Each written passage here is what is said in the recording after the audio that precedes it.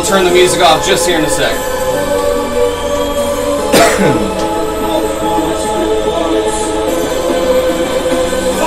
Ghost, thank you for the rose, I appreciate you. I just said the song name, it's not an actual song name, this is a live concert.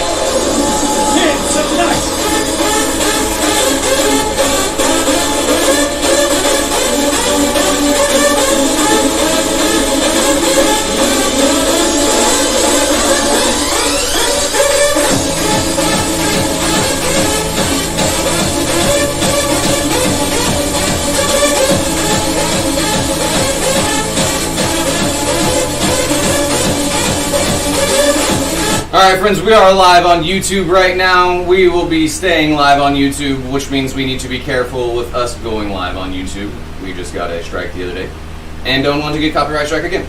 We are live on YouTube, the play button on my page. Ghost, thank you for the rose again, did I already say that? YMZ, thank you for sharing the live video. We'll be watching some probably how it's made, maybe. Lucinda, first to the chat, welcome back. Jeremy, Jay, hello, hello, hello. We are back on the tube, fucking finally.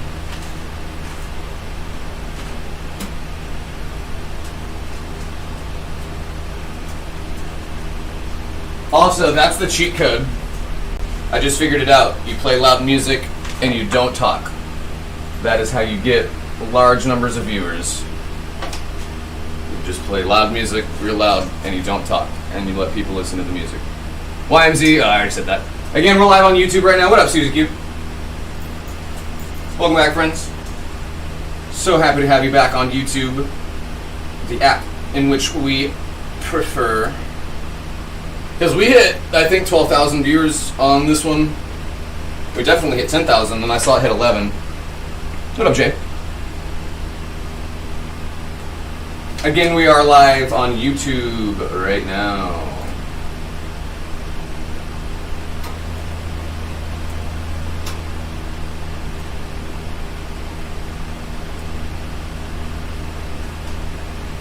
No, see, I get it. Like, and now that I'm thinking of like all the other like very, very successful live streams, it's people usually playing music and not talking, right? So we'll do that from now on. We'll play louder music and stuff like that, especially late night. We're getting Europe in here, and I know y'all Europeans be liking that drum and bass. I need to make a whole fucking hardstyle soundtrack, apparently. What up, Melv Dog? Welcome to the YouTube. Again, we are live on YouTube right now. It is the play button on my page. Don't forget to subscribe if y'all make it all the way over. We will be ending the stream on TikTok shortly. Our plan here in the for the future will be only going live on TikTok once. Hi, Lucy. Lucy wants to say hello. Watch out. I'll get your little spot. Yes, you can say hello to the lovely, lovely people. This is Lucy, aka Falcor from the Never Ending Story. She's hollow, listen. Yeah, see? What? Oh, yeah. You hollow? Wait. Oh, no! Oh, did I squeeze too hard? She usually likes that. We play like that. I squeeze her a little bit and she goes, and then she runs around. Do it. She didn't do it that time. No? Yeah, stage fright. Is that what it is? Stinky baby. What up, Marco? I don't have a playlist, Marco. That is all songs chosen by me. What up, Rainclues? Do I think they should get rid of daylight savings? I think we should reconsider the question and wonder why we have to go to work for all hours of daylight. Instead of switching it to an hour earlier or an hour later to accommodate going to work and coming back to work in the daytime, which is what daylight savings is for. Why don't we just have a shorter work week or a shorter work day and just get paid more, huh? Huh? I'm not actually yelling at you.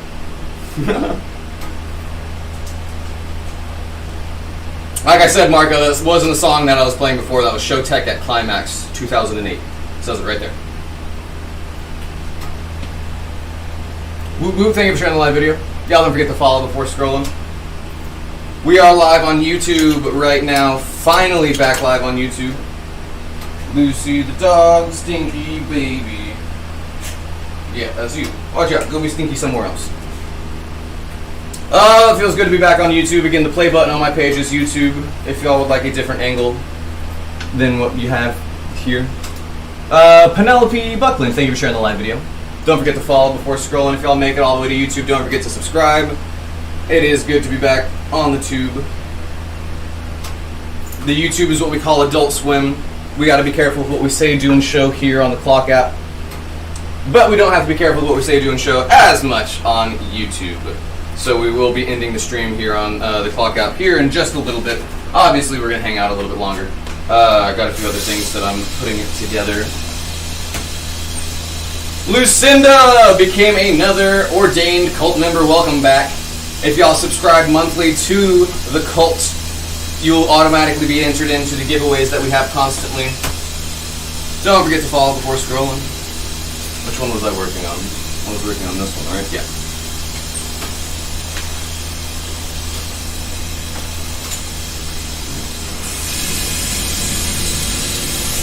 Y'all agree to follow before scrolling. What up, friends?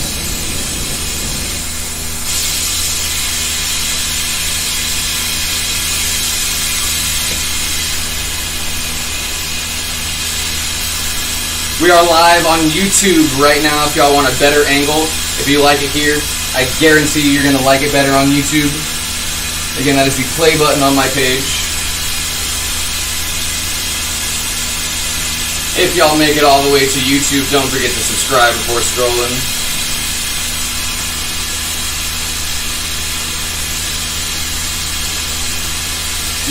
Let's play a little bit more music for now. Just for now.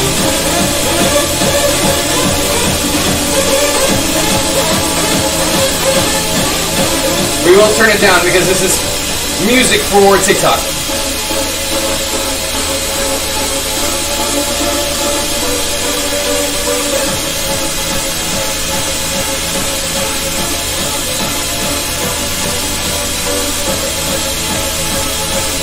Y'all don't forget to follow. Again, we're live on YouTube right now. That is the play button on my page.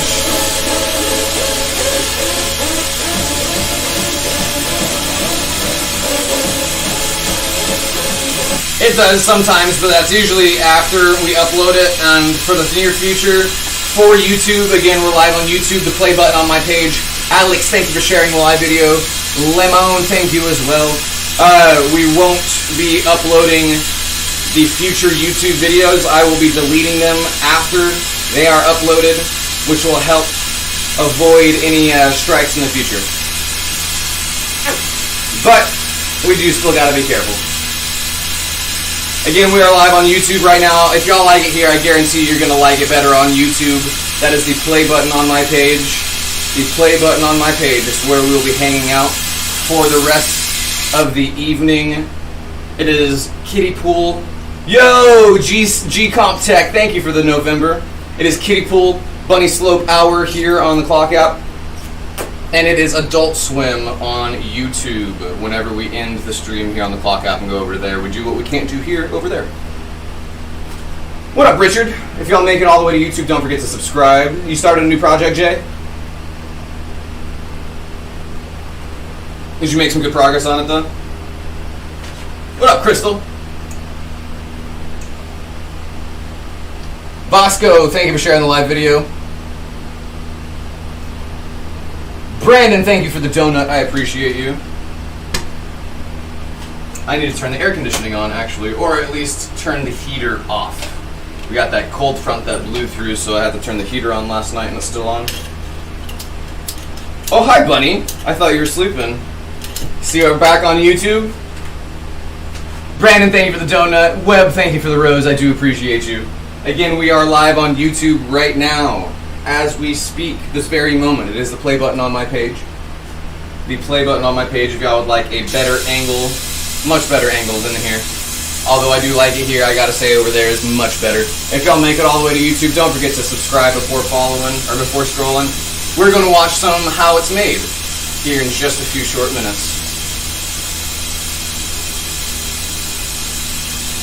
Don't forget to follow in the meantime.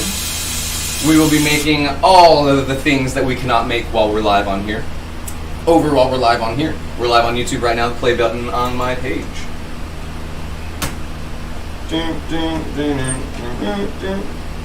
Where was this section? This is the section. I'm going to silver fume this and then blow this one out. RJ, thank you for the rose. I appreciate you.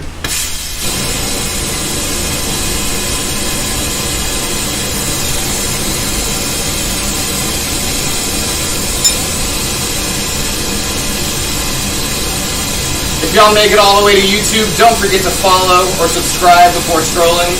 We're going to watch how it's made together. If y'all would like to watch how it's made with us, that is the play button on my page. We are live on YouTube right now. Would love to watch it with you.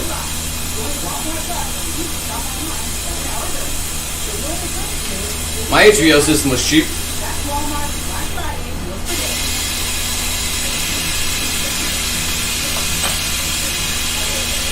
Today on How It's Made.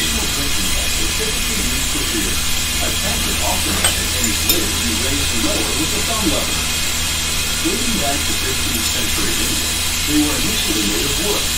99 Lituan, thank you for the rose. I appreciate you. Disinfection, thank you for sharing the live video. This manufacturer makes pewter tankers in many styles, one of which has the legend of the king's. If y'all would like to watch how it's made with us, it is the play button on my page. That's not how much my HBO system is enough. It's just 1/14 of an inch thick.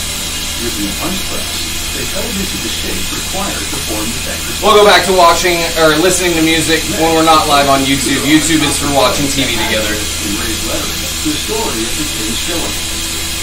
Self Destiny, thank you for the sub-star. They press the letter into the pewter. On soft metal, pewter is composed mostly of tin, along with smaller quantities of antimony and copper. If y'all would like to watch how it's made with us, it is the play button on my page. Keaton, thank you for the fire. I appreciate you. We're going to do to this what is already done to this. Y'all don't forget to follow before scrolling. He brushes on flux, a chemical which helps molten metal flow more easily. Then, with a soldering tool, he fuses the edges of the body with pure tin solder. Pure tin solder. Both the pewter and solder contain lead, but today, both are lead. If y'all make it all the way to YouTube, don't forget to subscribe. Next, the metalsmith slides the cylinder onto a steel form and hammers the solder seam. We're going to change the color of this with silver fume. Now, a specialized tradesman known as a pewter spinner slips the body onto a pewter spinner.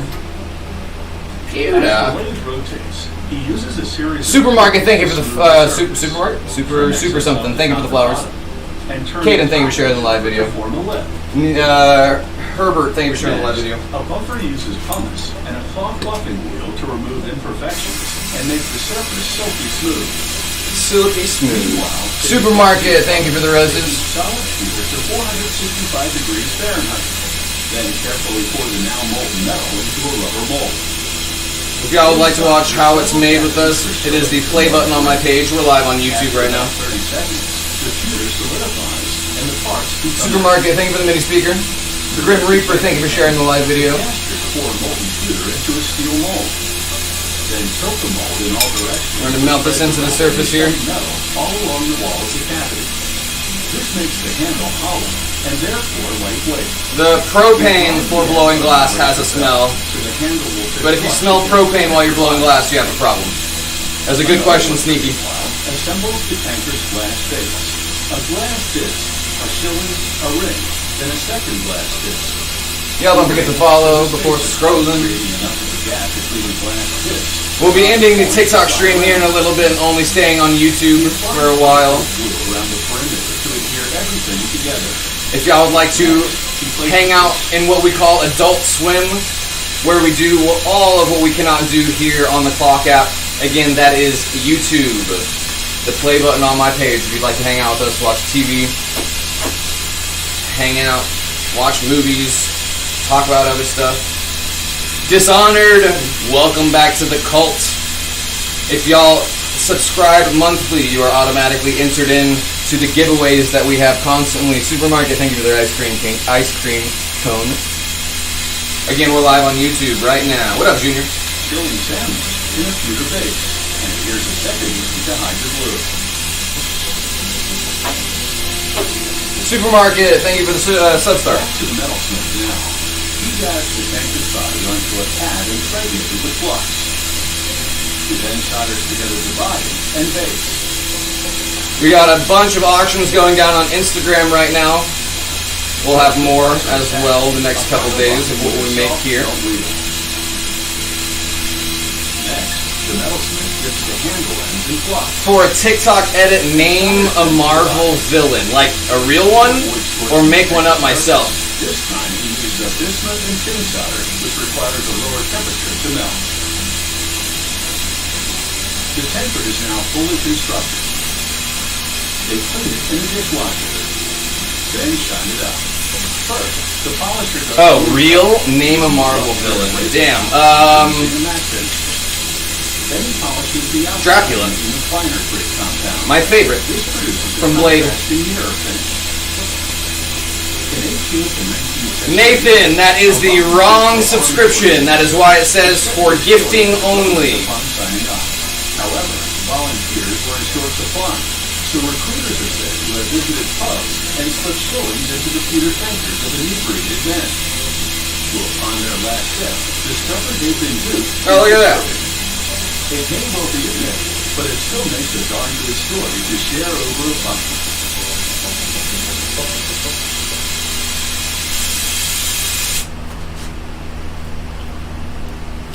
Do. Or Doom. Either Dracula or Doom.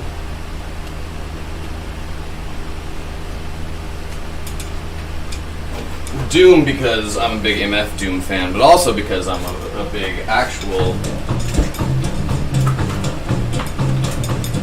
Doom fan.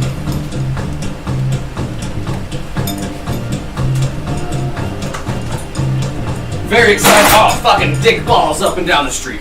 Very excited for the X-Men and then the Fantastic Four and Doom to be brought into the MCU. Dixie, thank you for sharing the live video. Meters that don't have to be read by What up, Katie? a person. Instead, they wirelessly send your home's electricity use to your utility in real time. Your bill then shows how much Also very excited for Mephisto. and when, making it easier to better control your energy use. Old technology. You lost connection on TikTok. Human beings take a meter reading once each day. Come back, internet. Come back. Smart meters can report consumption in real time by wireless transmission.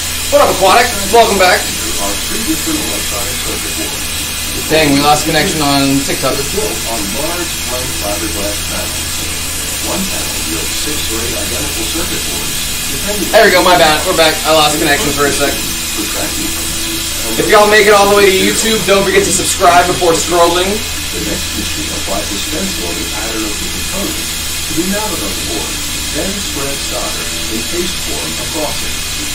The board now wears solder paste, shaped and positioned exactly to receive the upcoming components. If y'all would like to watch how it's made with us, we are live on YouTube. It is the play button on my page. Solder paste application If y'all make it all the way to YouTube, don't forget to subscribe before scrolling. depending on the size of the specific circuit board We'll be ending the TikTok stream in a little bit. And when we do, we'll be live on YouTube for Adult Swim. This is the shallow end. Oinku, thank you for this mini speaker. Y'all are on the bunny slopes right now. On what's known as a pick and place machine. This computer YouTube is Adult Swim. peels back the protective strip and picks the required parts. Oinku, thank you so much for the mini speakers. I appreciate you. And they're designated solder paste and position on the board. Glad to have y'all back on YouTube. Or on a different side. If y'all make it all the way to YouTube, don't forget to subscribe before scrolling. It does the same operation as the previous one, only slower due to the larger size components.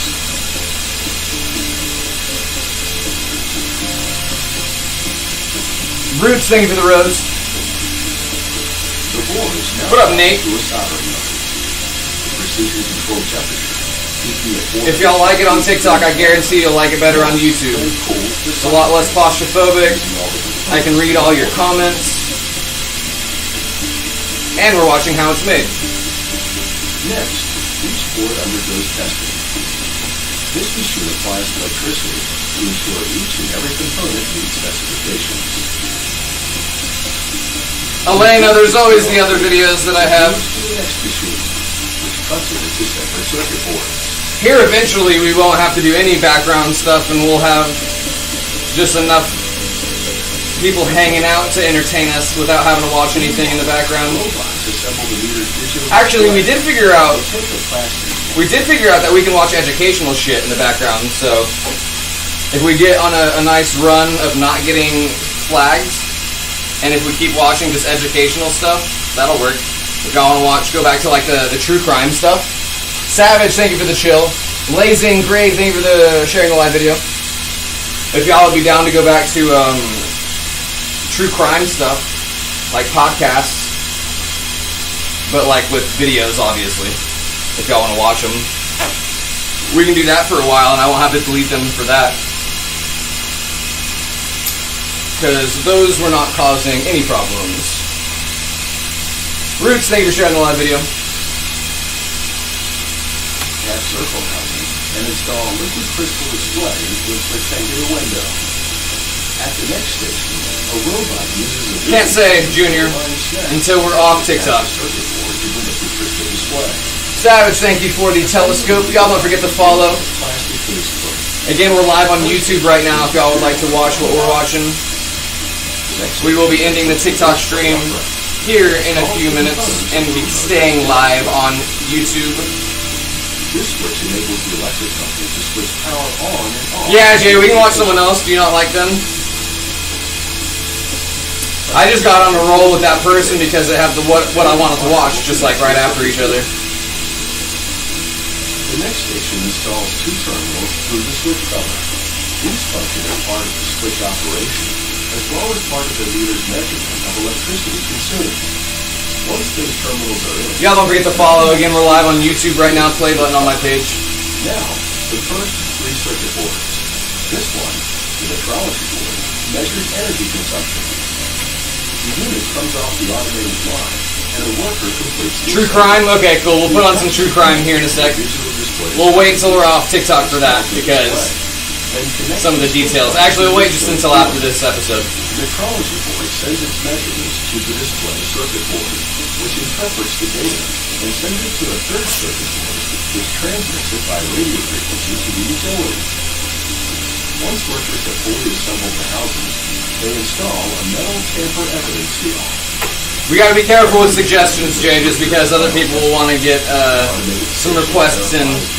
I'll look up what we got, some options for here in a second. It checks that the remote disconnect switch operates properly, that the meter measures electricity accurately, Ow! successfully transmits and receives messages. Cut my lip a little bit.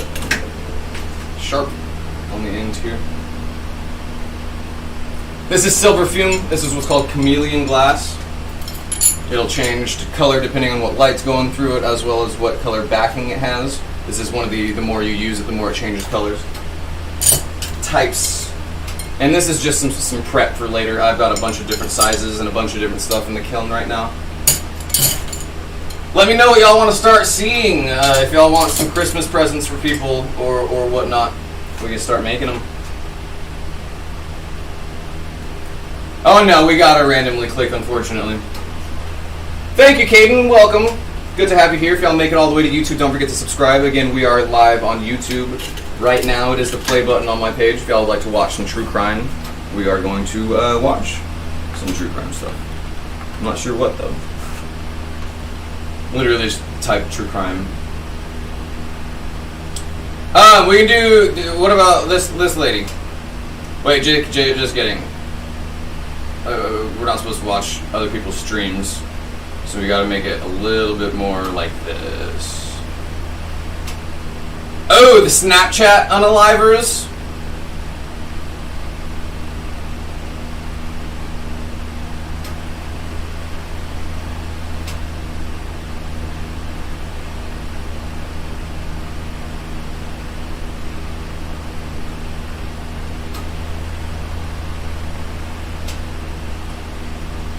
Oh, here, let's just do this. Oh god, that was loud. We're live on YouTube right now if y'all want to watch what we're watching. I am live on YouTube. It's the play button on my page.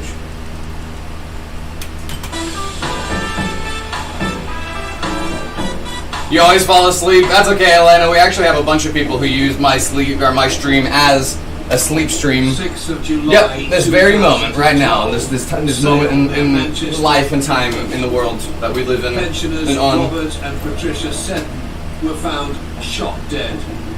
At first glance, the police thought Robert had killed his wife, then committed suicide. But forensic evidence... A bit of freestyle about Bam Margera. I'm not even going to act like I can freestyle. Bob could not have shot himself. It was not self-inflicted. Somebody else had The real killer was their son, 45-year-old. Oh, Christ almighty. I'm not even religious. Y'all, this scared the absolute piss out of me right now. I don't know if y'all can see it. It's a fingerprint. The whatever channel this is, that's their logo on the side there. It's a fingerprint. And it is the perfect size for mine or somebody's. Right there. Do you see it? You see that shit? That scared the fuck out of me just now. Because I was like, how did I not notice that the entire time? Y'all, we got ghosts. But it moved when I did that. That's their logo. Oh my god. Did y'all see me stop? Did y'all see me go? Because I'm not diagnosed schizophrenic, but I've gotten all the steps before getting diagnosed as schizophrenic. There's a lot. And so I was afraid that was happening again. I was like, alright, here we go again. We're fucking seeing stuff. That's not there. That hasn't been there the entire time. And I was like, alright, I was about to be like, alright, y'all tell me if you see this. Oh god. Well, I'm glad it's not that. I'm glad it's not that. Alright, friends, we are going to end the TikTok stream. We are live on YouTube right now. We are live on YouTube right now, and we will be live on YouTube for the rest of the evening. We will be back on TikTok at the same time in the same place, and I will catch y'all on the flippity flop. Until then, y'all stay fresh. Again, play button on my page will take you to YouTube. I'll see y'all here. Yeah, so playing loud music and not talking is the key to that. People don't want to hear you talk, I guess. Which is valid. I don't want to hear people talk either. Oh man, yeah, I'm glad it's not that either. But also, we're in Adult Swim now. I'm gonna go take a bong rip. I got dabs now. I've got oil, which means I get to use a couple of my pieces that I don't always get to. But of course, I've gotten permission from the owners that they will be shipped out to before using them. He mercilessly murdered his parents for money. This one is a classic inheritance job. He'd also tried to kill his parents and nephew in a car crash 3.5 months earlier. But when they survived, Seton even... We won't be going live on YouTube as much as we have been lately, especially since our numbers on TikTok are doing really, really well. We'll be doing... Actually, I don't know what we're going to be doing. We'll see. We'll see how I feel. We'll see how it goes. We'll do at least until... See, the only thing is that I want to play loud music on TikTok, and that might get us copyright struck. So I might end the TikTok stream, or end the YouTube stream, and then just do TikTok at 4.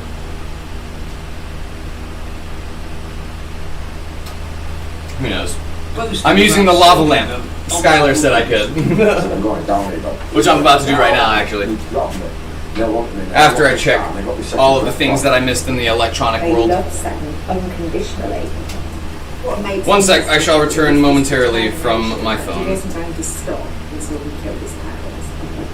He was a convicted fraudster who conned people out of thousands of pounds. Yeah, nice to be back, right?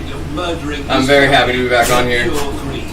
That makes Stephen Seton one of the world's most evil killers.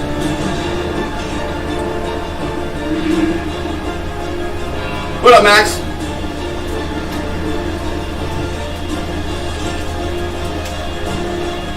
We'll see if this one catches our attention, and if not, I would rather learn about historical stuff, historical deaths, and historical true crime stuff, I guess. When 68-year-old Robert Seton and his 65-year-old wife Patricia were found dead in their home, it sent shockwaves throughout the community. The quiet tree-lined suburbs of Sale in Greater Manchester had never seen anything like it. Patrick Hurst was one of the first reporters on the only people who have access to custom pieces are monthly subscribers, Junior. Neighbours on that road. They all knew each other. Bob Park lived there for more than 20 years. And the neighbours just couldn't believe that this had happened and that they both dead. Damn, we're almost at 275,000 followers on TikTok, y'all. Their son Stephen had been arrested. Historical true crime stuff, I agree. Let's watch this for a little bit longer. We'll do this as background noise until I can start actually paying attention. Also, we're making a bunch of recyclers lately, and they're going to be very, very cheap because there's going to be a lot of them. I need to make money. I'm not making any money. Y'all need to buy my shit. Do it. Or let other people know they need to buy my shit. The auctions are still going on Instagram. But let me know what y'all want to be seeing for Christmas and such. We will be. We also have the custom cash giveaway, the biggest raffle we have ever had. Will be coming up for the Sick New World Fund. I bought that ticket, so I need to be paying for it. They are $5 each for the tickets. There are 50 total. There are only 42 left. There's a first, second, and third place in that, and they are big drawings. Each of those are. Max, you want a recycler? Yeah, for sure. There's one up for auction on Instagram right now. You can probably get them cheaper for auction than you could direct. I would recommend doing that. There's two up for auction on Instagram right now. This one, which is a 10mm, and then there's a 14mm up for auction right now as well, which I actually forgot to take a function video of. This one is the one I made last night. Is up for auction right now. Where's... I'm gonna fill this one up with water real quick.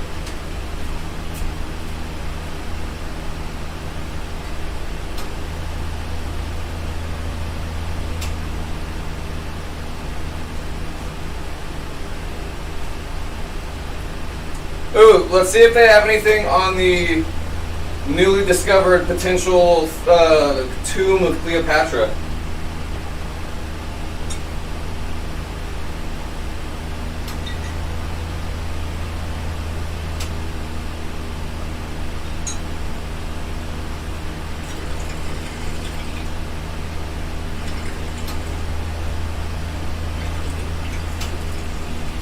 This needs more water.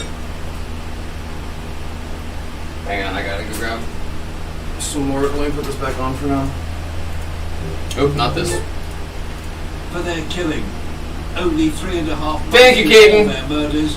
Make sure you click the right one. Subscribe to the right one. It's the ordained subscriber level, not the gifted one. The gifted subscription level is for gifting only, and that's why it says for gifting only. Painting himself as this kind of heroic figure who put all his own cares to the side so that he could act as the guardian angel. Oh yeah, this is perfect. This is the one that's up for auction right now.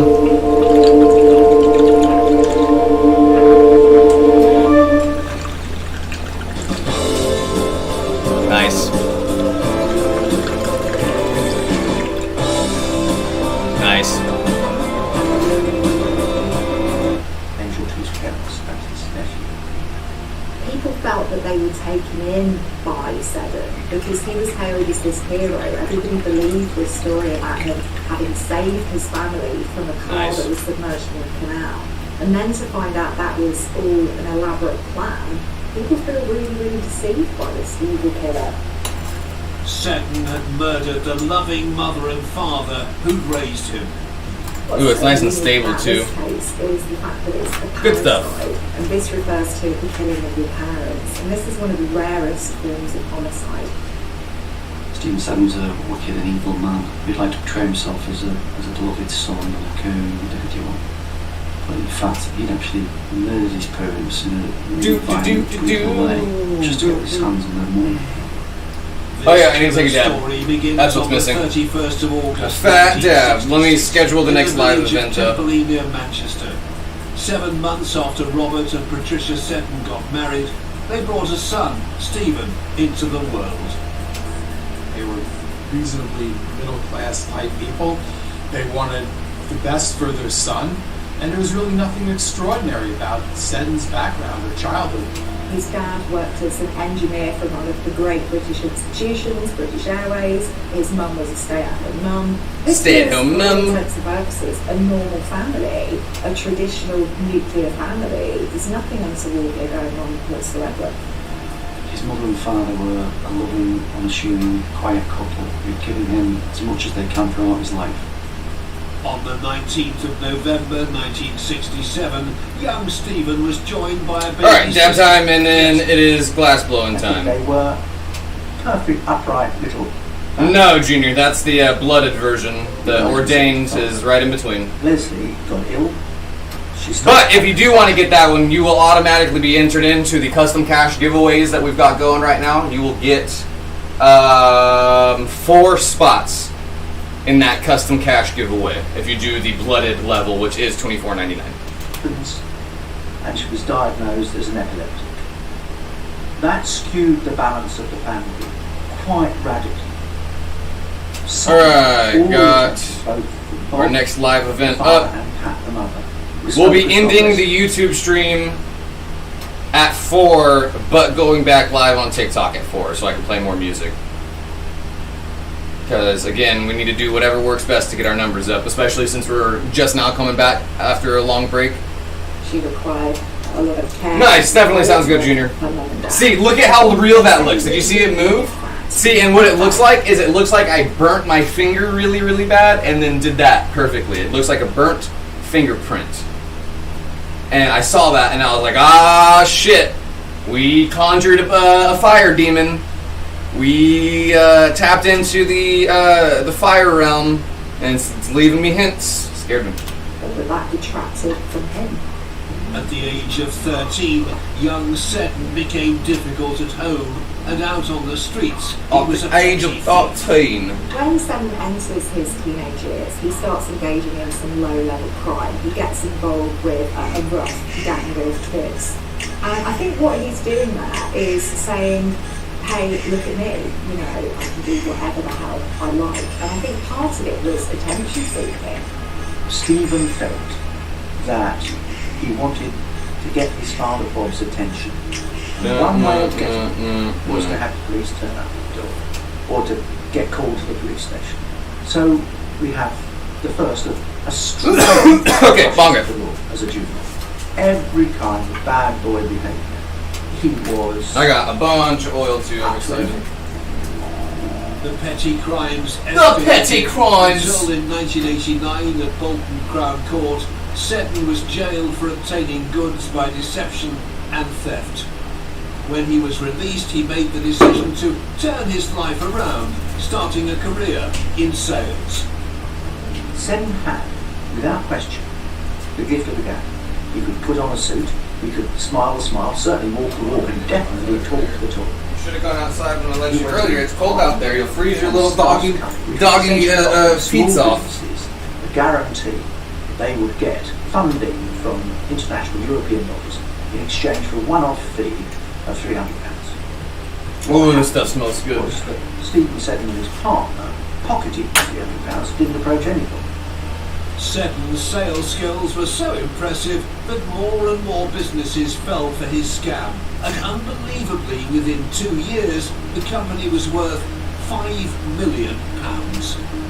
This enabled Seddon to enjoy this high-flying lifestyle. He drove a Bentley. He stayed Caden, it's underneath the stream. So that it is what says YouTube as a link. An individual who's always had a sense of entitlement. Always and remember, choose the ordained level, not the one that says for gifting only, as that one is for gifting only. He always wanted. Draw attention to me. Look at me. Haven't I done well? Hey, what's new? And then we're going to change it to some cooler, like, historical Spell with the G. rigmarole. Oh, my insides. You know with you?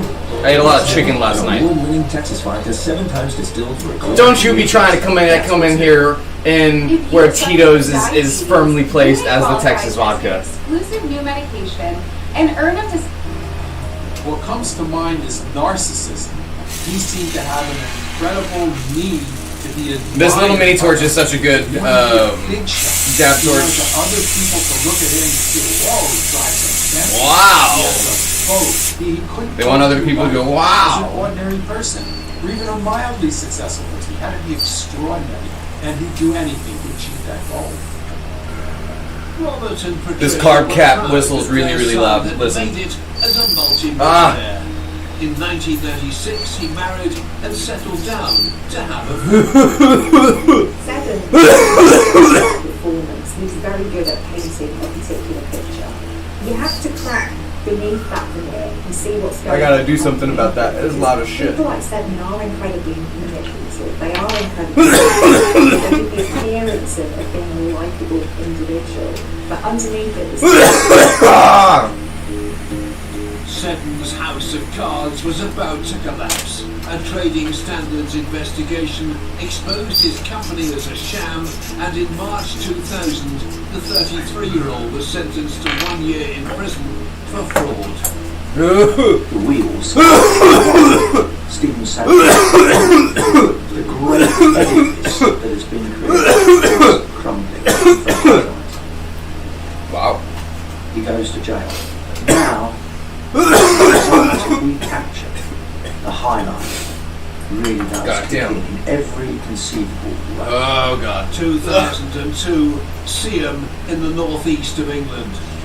Stephen served a 12-month sentence for fraud. His wife had just given birth. Okay, this is boring.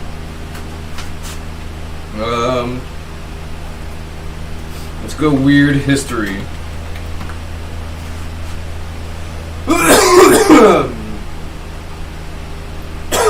What it was like being a prohibition bootlegger. Sounds good to The me. 18th Amendment was intended to help America sober up. Well, now no. Instead, God damn smuggling it. alcohol during Got Prohibition me. became a massive You industry. got me The heart sweating. of that industry were the bootleggers. So, today we're going to take a look at what it was like to be a Oh, Prohibition God. bootlegger. But before we get started, be sure to subscribe to the Fuck. History channel. After that, leave a comment and let us know what other Prohibition-era topics you would like to hear about. Okay, buckle up. And a short time to get there. Bootlickers! Prohibition bootlickers. In 1917, I mean, there were those the United too. States Congress voted to approve a constitutional amendment banning Oh, the God. manufacture, sale, or transportation of intoxicating beverages. It would be ratified by the states in 1919, and by Ooh, 1920, God, that one got me good. prohibition was the law of the land. God damn. To the disappointment of animated sitcom dads everywhere. The 18th Amendment was the crown of the temperance movement, which traced its roots back to the 19th century. Supporters of the Whoa. movement Oh, no, I do brought too. society's ills on the consumption of alcohol, and generally thought people would be healthier and happier without it. The reality of prohibition, however, turned out to be very different. Crime rates soared, gang violence intensified, and alcohol was still widely available. And it was mostly because of bootleggers. Federal law that carried out the intent of the 18th Amendment was known as the Volstead Act, which permitted alcohol like whiskey and brandy prescribed by a physician for medicinal purposes. Unsurprisingly, many Americans are very health conscious, and doctors paid Oh, $40 God. million writing prescriptions for alcohol. That's about Prescriptions for $500 million alcohol. in today's dollars, Speaking of. which is a lot of hooch. Watch out, Stinky. But if you couldn't convince your doctor to write That's a lot of hooch. you had to rely on the bootlegger. Wait, you could get Bootleggers prescriptions obviously during sold the products Prohibition? door to door, so they needed a secret place where drinkers could. I didn't know that. That place was the Speakeasy. Is that why it's called Grandpa's fucking cough medicine? Get the fuck out of here. You get the fuck out of here right now. That I didn't realize that was how that. What the fuck? You son of a bitch. God damn it. Okay. And which is why, like, Coca-Cola. Okay. That's so obvious now. That's so obvious. Yeah, tipping back on Grandpa's cough medicine. Okay. Yeah. Okay. Disease, also known as God damn blind it. tigers or blind It's pigs. the autism. So we're going to break the law, you might as well let Along with it were illegal establishments typically owned or controlled by a criminal syndicate. Speakeasies started out as little more than a place to sit and drink. As Prohibition dragged on, however, many expanded to include entertainment. And exactly despite frequent raids by the police, never realized that. were That's funny. profitable and popular. In 1925, one New York bootlegger even alleged that a specific cross street in Midtown Manhattan contained 32 speakeasies. If one was shut down, the clientele would just start going to the next place. So they Let's were see secret, but which they of weren't these that secret. I want to use. Speakeasies first. also had an appreciable effect on American culture, being among the first businesses where people of all races would mix and mingle. These drinking establishments, looking to pad their profits, were also generally welcoming of women, which was still something of a novelty at the time. We're gonna go with the middle one. We're gonna make a On real drinking. nice piece. The quality of the booze available at the speakeasies often wasn't too great, so cocktails that Hell yeah. emphasized the taste of raw liquor fell out of fashion. Instead, mixed drinks that masked the liquor's flavor became all the rage. Now you know who to blame for Jaeger bombs. Being a bootlegger took a lot more than just making alcohol. For one, you had to be a bit of a con man. Bootlegging often required selling booze that was watered down from higher quality products, but that didn't mean you wanted to charge less for it. On the contrary, We'll do, this published that in as a New Yorker 14 in millimeter as well. 1926. One unnamed bootlegger pointed out that customers would assume the booze was high quality if they were paying what they'd expect to pay. What's over my shoulder is a blowhose. Plus, What I use to control the air that's going into the piece that I'm working on. Tried being sober in the 1920s. A bootlegger also had to be able to drop the right name if they got picked up by the police. That same another Oh, God. the New Yorker that he was typically given the name of a crooked politician to drop to the cops, who would then let him go scot-free. Bootleggers also had to be comfortable moving around in cramped spaces. Why? Because moving booze around the city required the use of Los Angeles bootleggers used a network of tunnels that was originally built for trolley cars. How many? Meanwhile- Wait, let's see how many subscribers we got.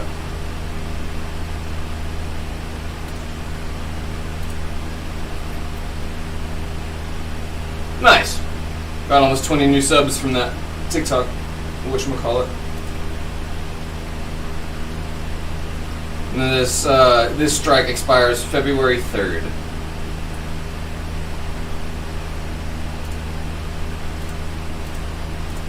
Chicago bootleggers used a series of basements in the uptown area that allegedly Right? They're hammering in the fact that cocktail lounge, that they're called bootleggers, huh? And the Aragon Ballroom.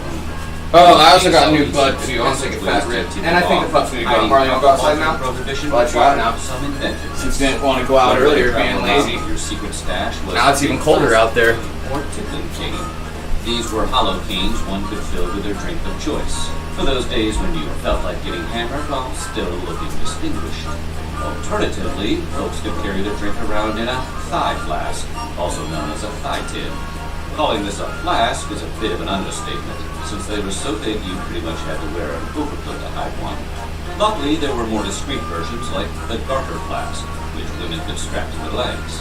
There were also fake book flasks, which were exactly what they sounded like. Fake books with liquor inside.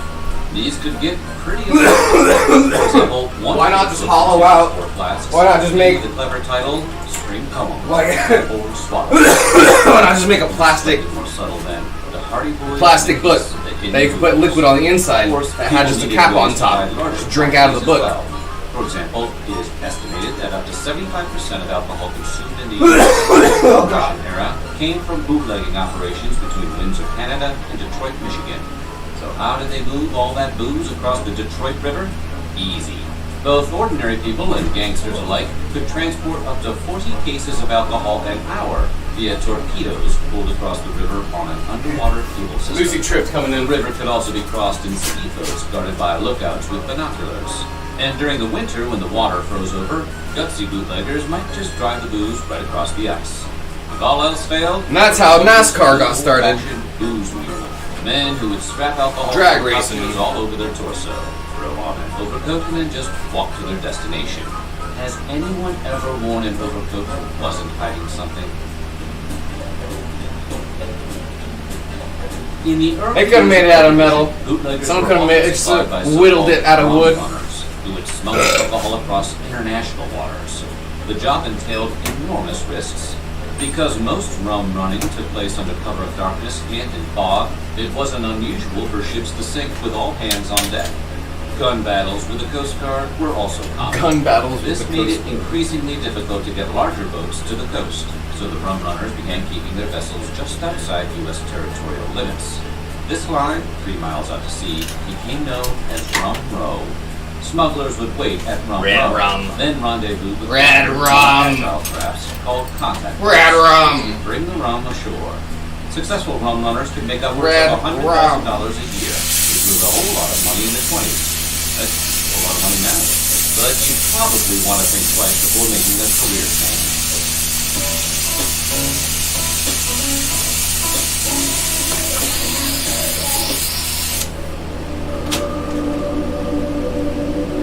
You can't live forever. Are you doing laundry, Jay? Or are you supposed to be doing laundry? Some of the most vicious organized crime syndicates in the world. As anyone who's ever seen The Untouchables or Boardwalk Empire knows, no one benefited from prohibition more than organized crime. Gangsters who previously made their living running gambling and prostitution rings quickly switched over to bootlegging once they realized how much greater the profits were. Organizations like the Mafia flourished at an unprecedented scale, and the corruption of public officials became commonplace. Unlike today, when it's less commonplace. The most notorious gangster of the era was Al Capone, who made a fortune selling bootleg. The original Scarface. Gangsters like Capone used violence to secure their power, and in the first 4 years of Prohibition alone, over 200 gangland slayings were reported in Chicago. Capone, however, wasn't the only terrifying, legitimate businessman of the Prohibition era. Notorious gangsters like Douglas Schultz, Charles Lucky Luciano, Dean O'Banion, Putting the keep clothes on your Ray bed. Rothstein, Enoch Lewis, Nucky Can I Johnson, close this and door? Benjamin Speaking of closes, I need to close this were door. all involved in bootlegging to some degree. As good as it was for organized crime, Prohibition was terrible for the legitimate manufacturing industry. Records show that in 1873, the U.S. had approximately 4,000 breweries. As temperance picked up steam by 1910, there were closer to 1,500. From 1920 to 1933, of course, there were none. Yet some of those companies did manage to survive. Wisconsin's Pabst Brewing Company struck the word brewing from its name and started producing a cheese spread called Pabstet. No word on whether the spread also called with it. Yingling switched to near beer with 3 offerings: the Yingling Special, Yingling Portor, and Yingling Jubo. They Yep. also started making ice cream. Damn, Youngling's old as shit. Anheuser-Busch What up, Nigel? also tried out the ice cream business and experimented with soft drinks. And If y'all are new, don't forget to subscribe before it's scrolling. And a few distilleries, like Jim Beam, managed to scrape by thanks to the medicinal alcohol exception to the dry laws. The medicinal alcohol. Believe it or not, the National Association for Stock Car Auto Racing, or NASCAR, traces its roots back to outlaw moonshiners trying to keep one step ahead of the thugs. They have to make their cars faster and faster. Dates back to the 18th century. but Prohibition Doing well, how are you? hit a high gear. Both demand and supply skyrocketed, and the moonshiners needed a safe, effective, and low-key way to move all that alcohol around. The answer became cars that appeared to be stock on the outside, but on the inside were anything but. These cars were outfitted with high-powered engines so they could outrun the law, heavy-duty shocks and springs to protect their cargo, and usually had the backseat for some rad subwoofers. When Prohibition ended, many of the moonshine runners still had their souped-up stock cars. Organized racing became common, and in December 1947, a mechanic named Big Bill France decided to take it to the next level. He met with various car owners, drivers, and mechanics to establish a set of standardized racing rules. The result of their agreement was NASCAR, and beer commercials have never been the same. In 1933, after what was undoubtedly a very long 15 years, the United States Congress decided to repeal the 21st Amendment, was permitted to state your right to President Best said soon after, and Franklin D. Roosevelt was signed as a competitive slowly this time.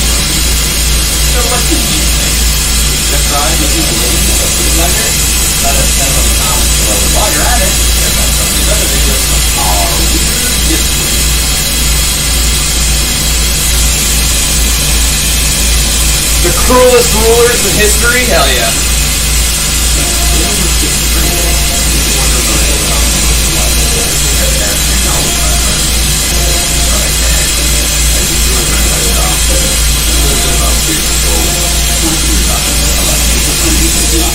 Since having my son, my priorities as a business owner have shifted.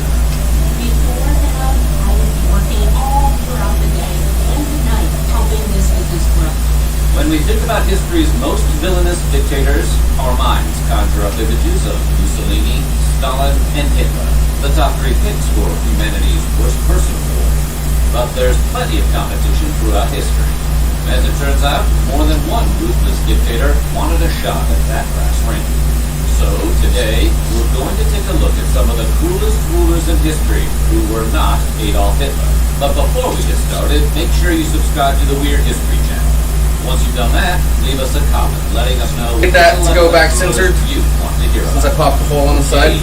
Time to draft a team of the worst dudes ever.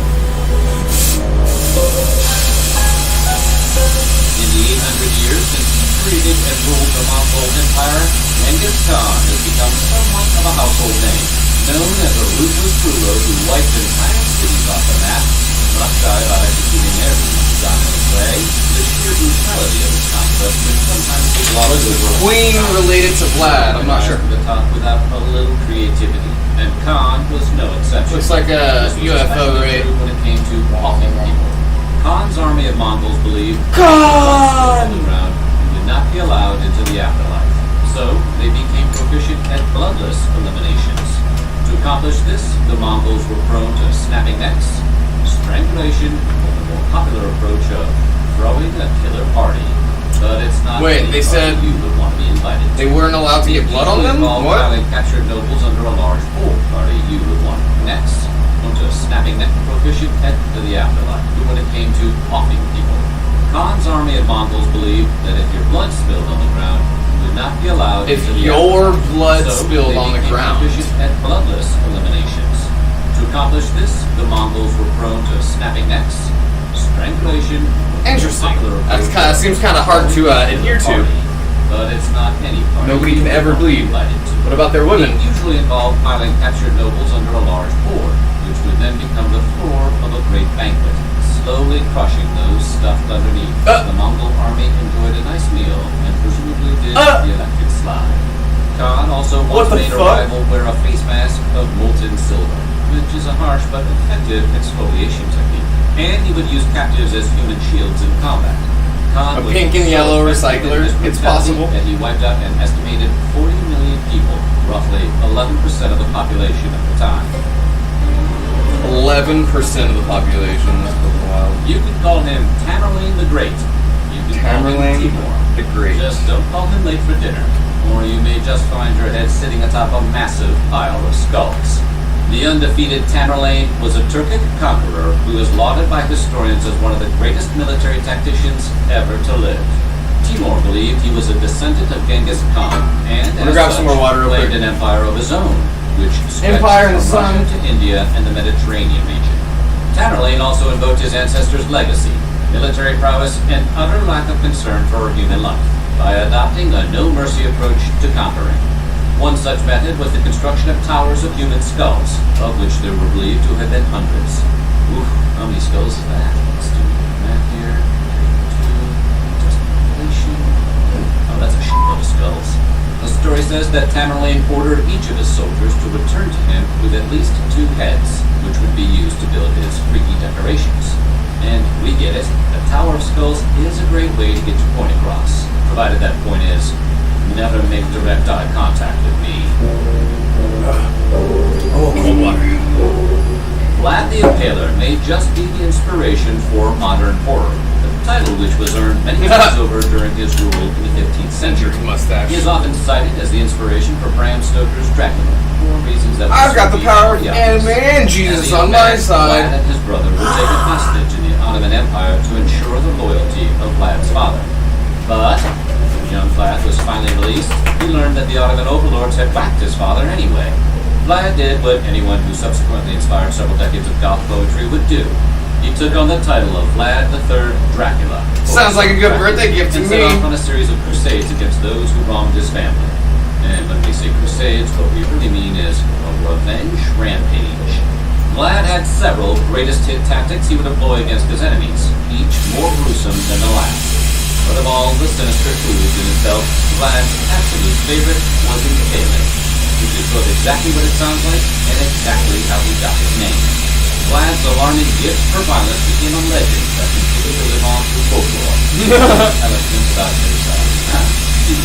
I'll make it worth it for sure, Jay. The inspiration for Dracula. Qin Shi Huang is known for Qin the Shi Huang. Chinese Empire by creating the Qin dynasty in the early 220s BCE. How did Huang manage it? With a simple three-pronged initiative. Dismantle the entire education system, be unreasonably erratic in the way you govern, and work the general populace to death.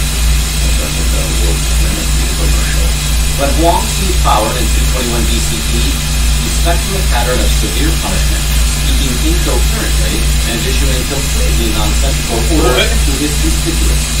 Huang grew paranoid about the danger posed by an educated public, so he waged war on book learning.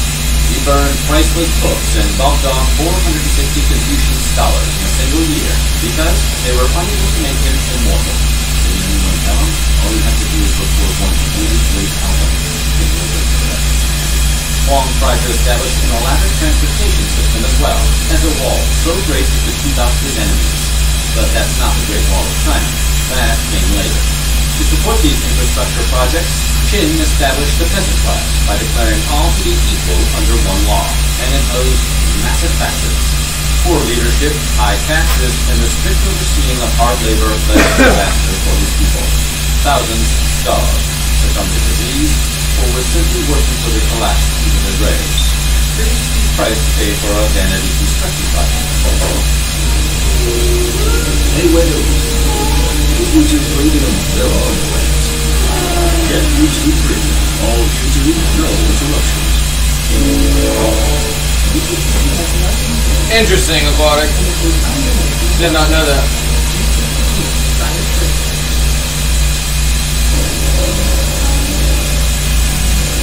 Ivan IV of Russia, often referred to as Ivan the Terrible. Let's say Ivan the Terrible, right? A backstory full of political conspiracy and corruption, because you don't get a nickname like that by volunteering at a church.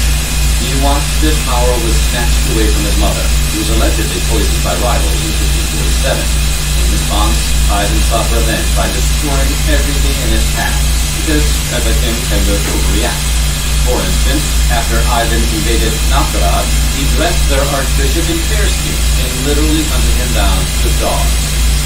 That's metal as fuck. Clad in warm fur, were tied to slaves and driven into freezing water. His family wasn't safe either. After a heated argument, Ivan clubbed his heir so severely that he suffered brain damage and eventually perished. On another occasion, Ivan attacked his pregnant daughter-in-law until she miscarried. Ironically, Ivan passed away relatively gently, suffering a heart attack in 1584 while playing chess. Whoever had been brave enough to play the game with him probably breathed a huge sigh of relief. It's like, damn, I did beat him. In the late 19th century, it's a checkmate! King Leopold established the world's first private colony, the Congo Free State, located in the heart of Africa. Leopold saw himself as a protector. Oh yeah, this fucking guy is a piece of shit. But his desire when you cut all people's hands off and to make fat cash led to decades of forced labor and violence against the local population. Leopold became rich in the ivory trade, and even richer when he realized his land was abundant with rubber trees. The rise of cars and bicycles shifted Leopold's business interests to the rubber trade, and he was willing to do whatever it took to keep business moving. How lucrative can rubber be? It literally grows on trees. To ensure the rubber exports never stopped, Leopold ordered that the locals be forced to work constantly. This was enforced by a rise in kidnappings, assaults, and vicious beatings visited upon anyone who resisted or who simply didn't work fast enough. Being a ghoulishly practical man, Leopold wanted confirmation that his subordinates weren't wasting any ammunition on animals. So he instructed them to bring him the heads of any worker they ought to prove they weren't needlessly throwing away bullets. Today, historians estimate that Leopold and his colonizers took the lives of as many as 10 million people. Jesus. the U.S. forces in Vietnam during the 1960s and 1970s incited a political revolution in Cambodia, with Pol Pot right at the center of it. He wanted to root out any shred of capitalism in Cambodia and established a full-on agrarian communist society. Whether the Cambodian people wanted it or not, Pol Pot's Khmer Rouge Party took power in 1975 and swiftly put his plans into action. 2 million Cambodian people were forced out of the cities and sent to work in the fields. Holiday in Cambodia! And eliminate Cambodia's criminals and intellectuals. In fact, the peasant class was so ill-regarded that they were told, to keep you is no benefit, to destroy you is no loss. That's a pretty harsh motivational poster. Pol Pot had a broad spectrum of brutality that included rampant starvation, disease, and routine capital punishment. Many peasants who managed to avoid all of that were fatally overworked in the fields. Even though he was only in power for a 4-year period between 1975 and 1979, he was responsible for Ice cream does sound good. 1.5 million lives. Maximilien Robespierre is What a the fuck? controversial figure in history. He was an advocate for universal voting rights, and he fought against racial and religious discrimination. But he wouldn't be in this video if there weren't proverbial headless skeletons in his closet. Or literal ones, for that matter. Or literal ones. First of all, Robespierre was the foremost ruler during the revolutionary time known as the French Reign of Terror. During his time in the big chair, he imprisoned over 300,000 people suspected of crimes against the government. He purportedly slew as many as 40,000 of these prisoners. Robespierre was elected to the head of the Committee of Public Safety in 1793 at the start of the French Revolution. It was then that he began to tighten his suffocating grip on the people of France, silencing any voices of opposition that began to form against the new republic. Robespierre's ego started to get the better of him, and his increasing paranoia led him to find a good friend. It is estimated that Maximilien sent almost 17,000 people really to the good. guillotine, including former allies such as Georges Danton. Once Robespierre attempted to instill a national religion, in contradiction to his earlier held beliefs, his people began to turn on him. In a twist of Look at that little gun. of an Alanis Morissette song, Robespierre was made a few inches shorter by the guillotine in 1794.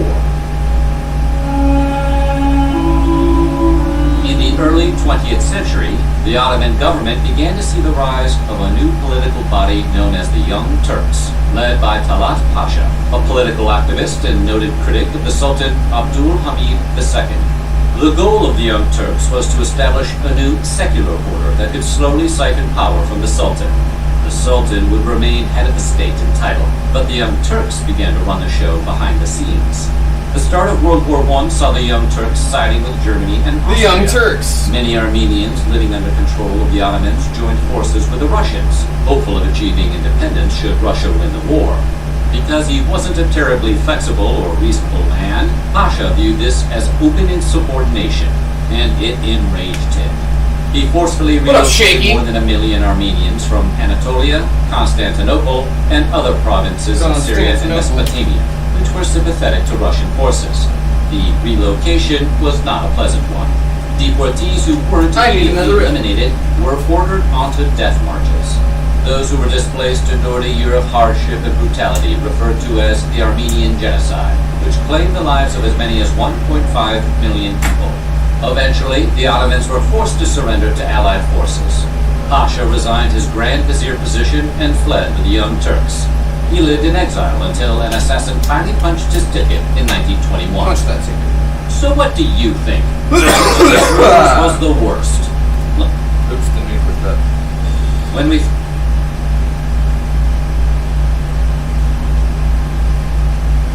Where did cheese really come from? Okay. They ask that like there's some sort of big mystery. You know it, you love it. I do. In Western culture, it comes in just about every shape, size, and state of being. And we eat it with just State about of everything. being. Some of you may be eating cheese at this moment. We see you. How they know? But what do we really know about cheese? Where did it come from? And who made it? Well, get ready, because we're going all the way back. We're also from its gonna simple do beginnings to what it has mini become today. recycler as well. Weird History is going to be talking about the story of cheese.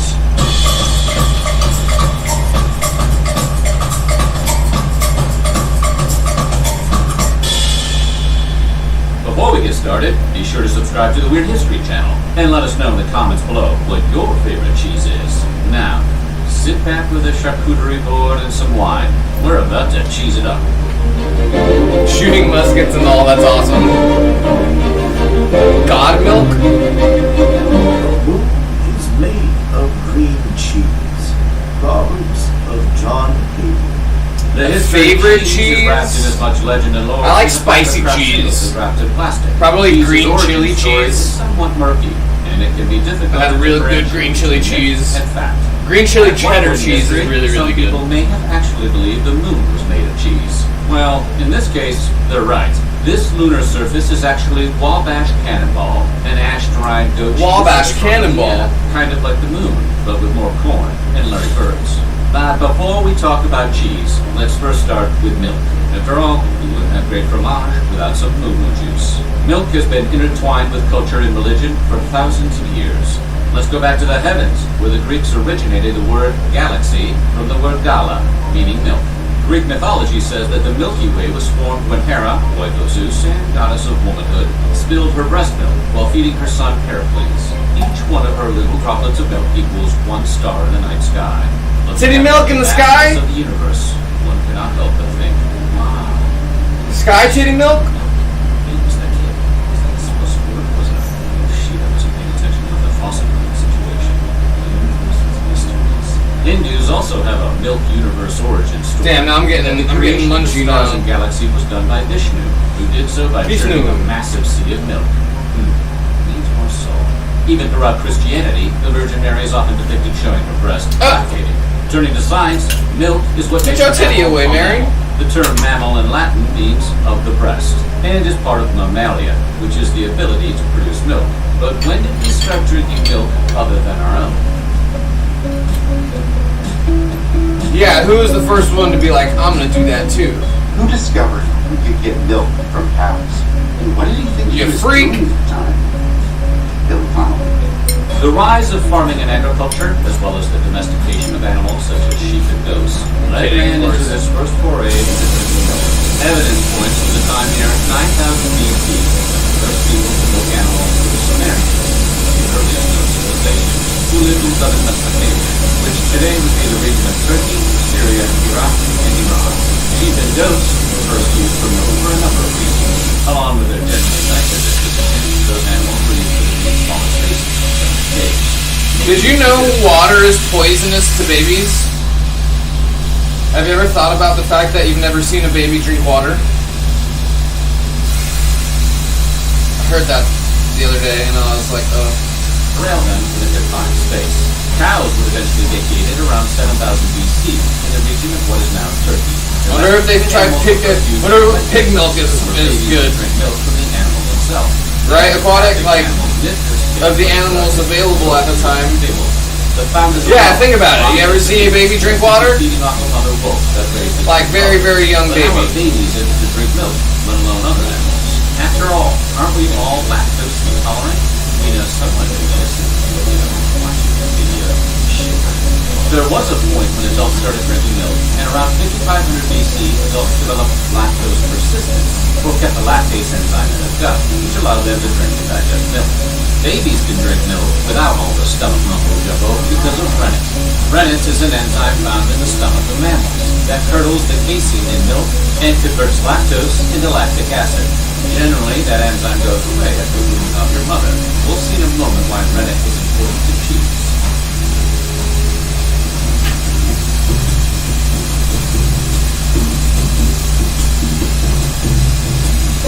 And what's cheese? Yeah, the young babies don't ever get water. They just drink milk. And then after they get weaned off, then they start drinking stuff. Different than milk, right? It's weird. He's also the god who invented cheese. If you're giving a god credit for bringing it into the world, surely cheese was pretty important to the Greeks. But in reality, cheese was probably around 2,000 years before the Greek gods were created.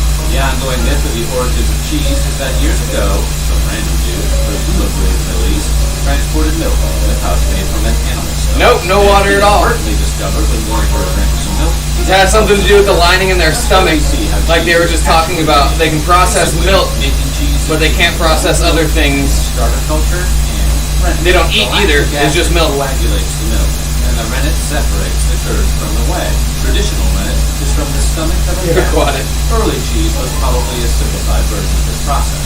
There's evidence of cheese making occurring around 3000 BC in Mesopotamia by Neolithic farmers. Concurrently, the Neolithic era was coming into its own, which probably led to the development of pottery and ceramics, which helped bring cheese into reality. Ceramics and pottery helped with not only food storage and transport, but early versions of strainers or sieves emerged.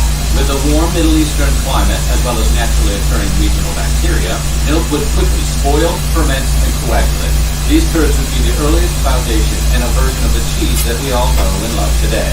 After seeing this happen, it was only a matter of time before people started trying these clumps of curd, and realizing this was more digestible. Ew, somebody ate it? It's like, that looks good, chunky milk. This gave people from the region Weirdo. the survival. A few thousand Well, years probably ago, it's because of survival, like he just said. cheese popping up around the Middle East and Europe.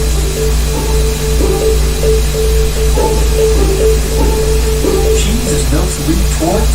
But no water at any point, right? Around 5,000 years ago, You don't stop and think, hey, aren't I supposed? Is this baby supposed to be drinking water? Right? Weird, huh? Egyptian pharaohs were buried with cheese in the urns, giving them a tasty treat for the afterlife.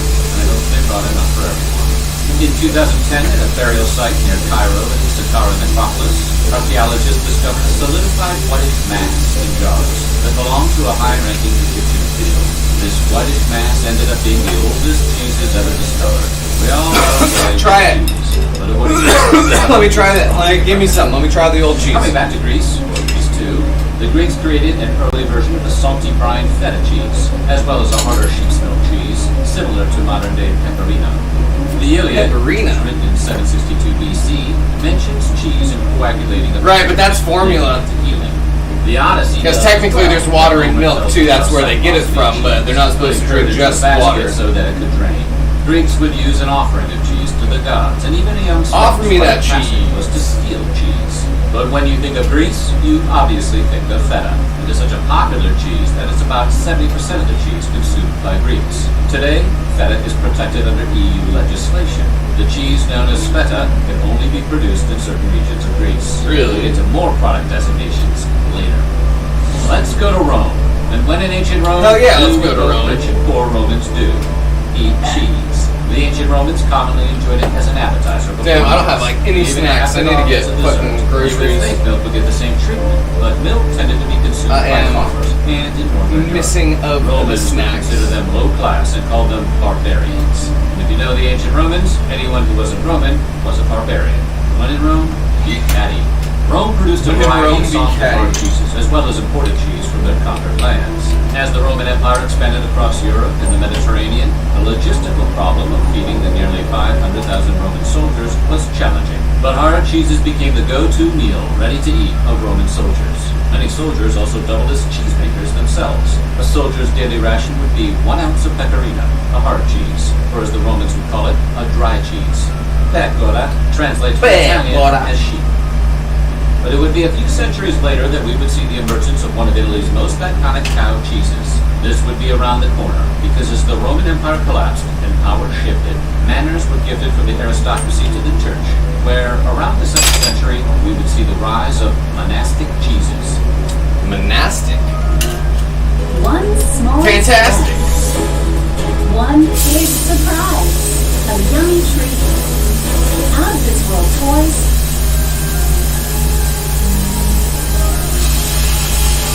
As thou art holding out the book instead of me like cheese. So, It may be shocking to hear, but the church, of all places, has been one of food's biggest influencers. Monks have played a pivotal role in developing life's nourishment such as beer and wine. They've also had a huge hand in creating and preserving the recipes and traditions of cheese. Making cheese was a pretty natural fit, since most monasteries were also raising sheep, cows, and goats. Monks also lived a solitary life, so making cheese, something that's very labor-intensive and time-consuming, would totally complement their lifestyle. We can thank Saint Benedict, the patron saint of Europe and a true saint of cheese. Benedict lived during the late 400s and The early saint of 500s, cheese. and was a religious reformer who was instrumental in the construction of monasteries. These monks, who were devoted to self-sufficiency and manual labor, helped bring a new smelling wrinkle of cheese to the world, the washed rind cheese. In your normal everyday cheese board, washed rind cheeses are synonymous with being, well, stinky. A washed rind just means that the fromage, usually a soft cow's milk cheese, has been washed in a brine. The wash makes the surface attract a variety of bacteria. No water for It is babies. that bacteria that aids in giving most washes a reddish color and a nose-puckering smell. They need that salt. You can see on this piece of washed rind blanca, those white pucks are the mold Fusarium domestica, but safe and delicious to eat. Most brines are salt water, but beer, wine, brandy, and spices can also be used. Using beer or wine for a wash also makes quite a bit of sense since many monastic monks were already making both. You eat beer and wine? Yes, please. Monks. B-O-G-B-Y-O-B. Most monasteries were in Switzerland, Belgium, and France. With monks experimenting with varieties of milk and processing, they helped create classic stinker legends such as Nürnberger, Epos, and Munster. In fact, Munster, which gets its name from the Latin word monastratium, translates to monastery, was created around 1371 by Benedict. You drink salt water? Not this guy. I know. Raise them in the ocean. One of the most famous stinky cheeses, sometimes called tequila cheeses, is Francis Epos, created at the end of the 16th century by the Cistercian monastery of Epos. The recipe stayed with the church for over 200 years before being given to farmers in Burgundy. Even everyone's favorite complex, Napoleon, was a fan of this pungent delight.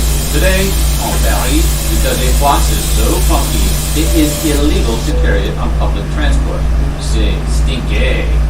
Monasteries Oh, are yes. to washed I've been waiting for my neck to pop. Played a role in That was a developing good and one. perfecting well-known cheeses such as Roquefort, Parmesan, and Tête de Moine, which Oh, I translates needed into that. monk's head. Been waiting for it. Another saint to be thankful for would be Saint Gall, who in the region of Appenzell helped bring forward Alpine cheeses.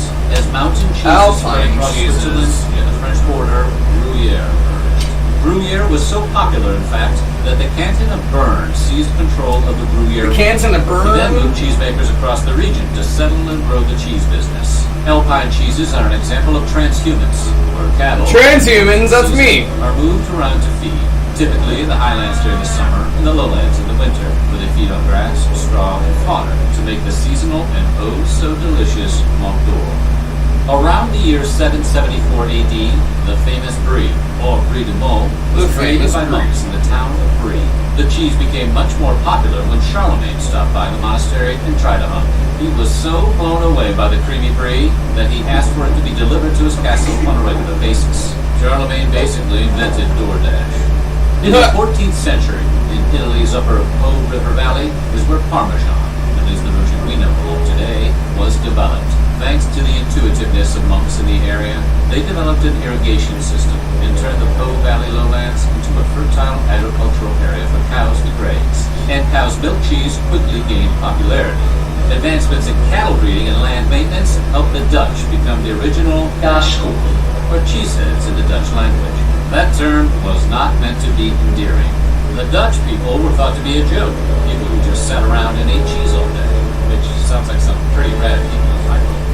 But the Dutch weren't just laying around watching windmills spin. They had been making cheese since they were occupied by the Romans around 54 BC, and were actually way ahead of the game. While the Romans taught the Dutch how to make hard cheese, the Dutch took it to a new level. The quest to feed their Take it population to a required new them to level. offer up something to drink.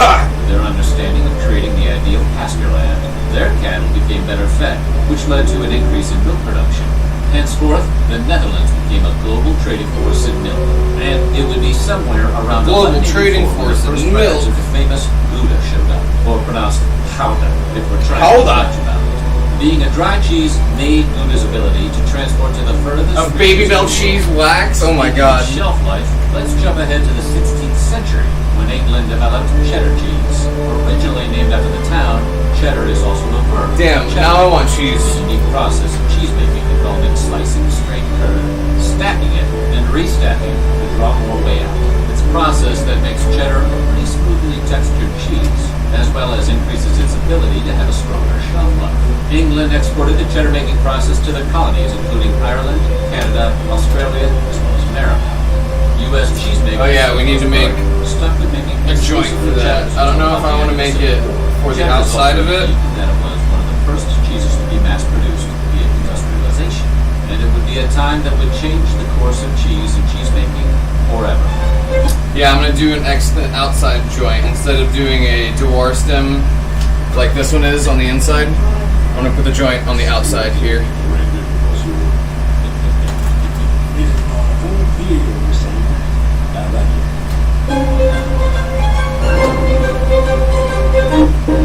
Dang, do I have any snacks? Watch out, You're Lucy. not cheese.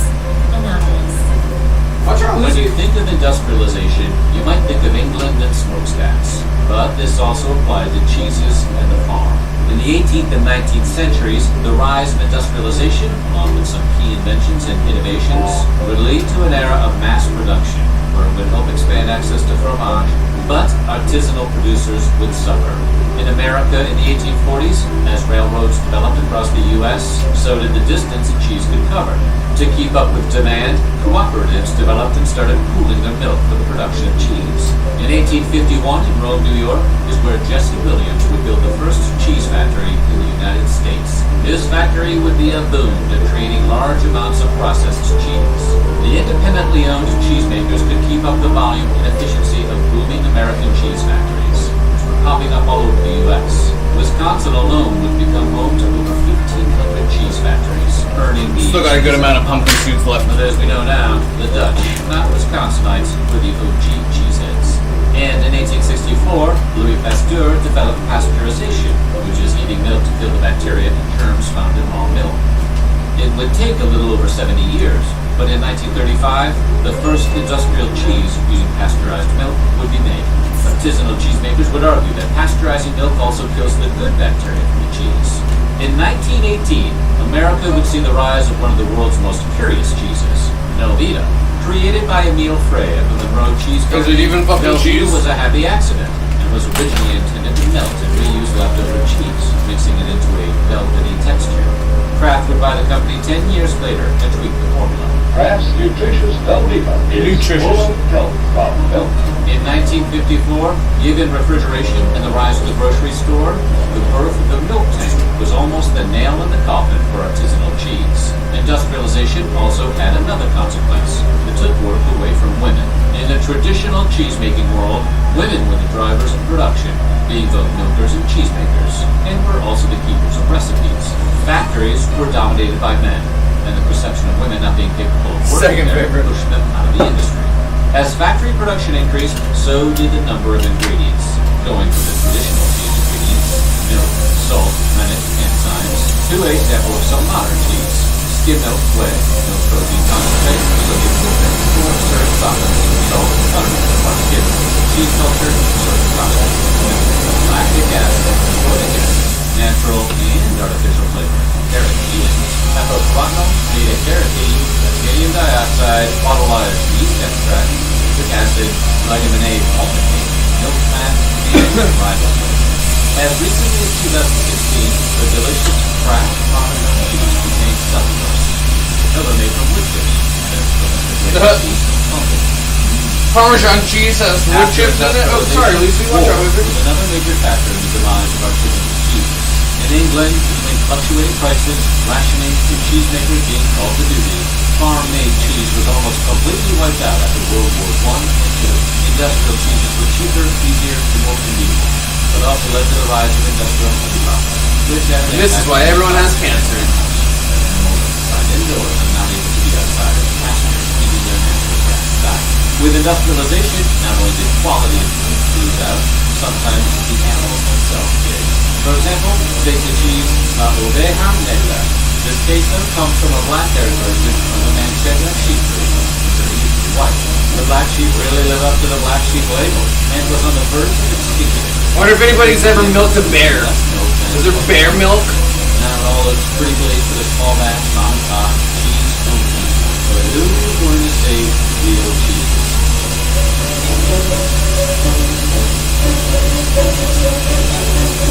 You have to be a romantic to best yourself, your money, and your time in business. Or do whatever. In the United States, one group to get back to the return of artisanal cheeses were the hippies. Yeah, that's right. Those dirty, peace-loving counterculture flower children. There's bear milk in Alaska? The resurgence of farmhouse cheesemaking. Aided by the rise in gastronomy in the 70s, American artisanal cheeses continued to grow throughout the 80s and 90s. And it was in the early 2000s where, much like artisanal beer, whiskey, and wine, artisanal cheese producers proliferated. In 2012, over 800 small batch cheesemakers. Right, they survived. What about like dolphin milk? Today, the U.S. narwhal milk. Cheese consumption has declined by 4%. The rise of artisan cheeses benefited the previously mentioned black pancetta cheese. When they produce less milk, the milk they do produce is creamier and tastier, and has since seen a resurgence.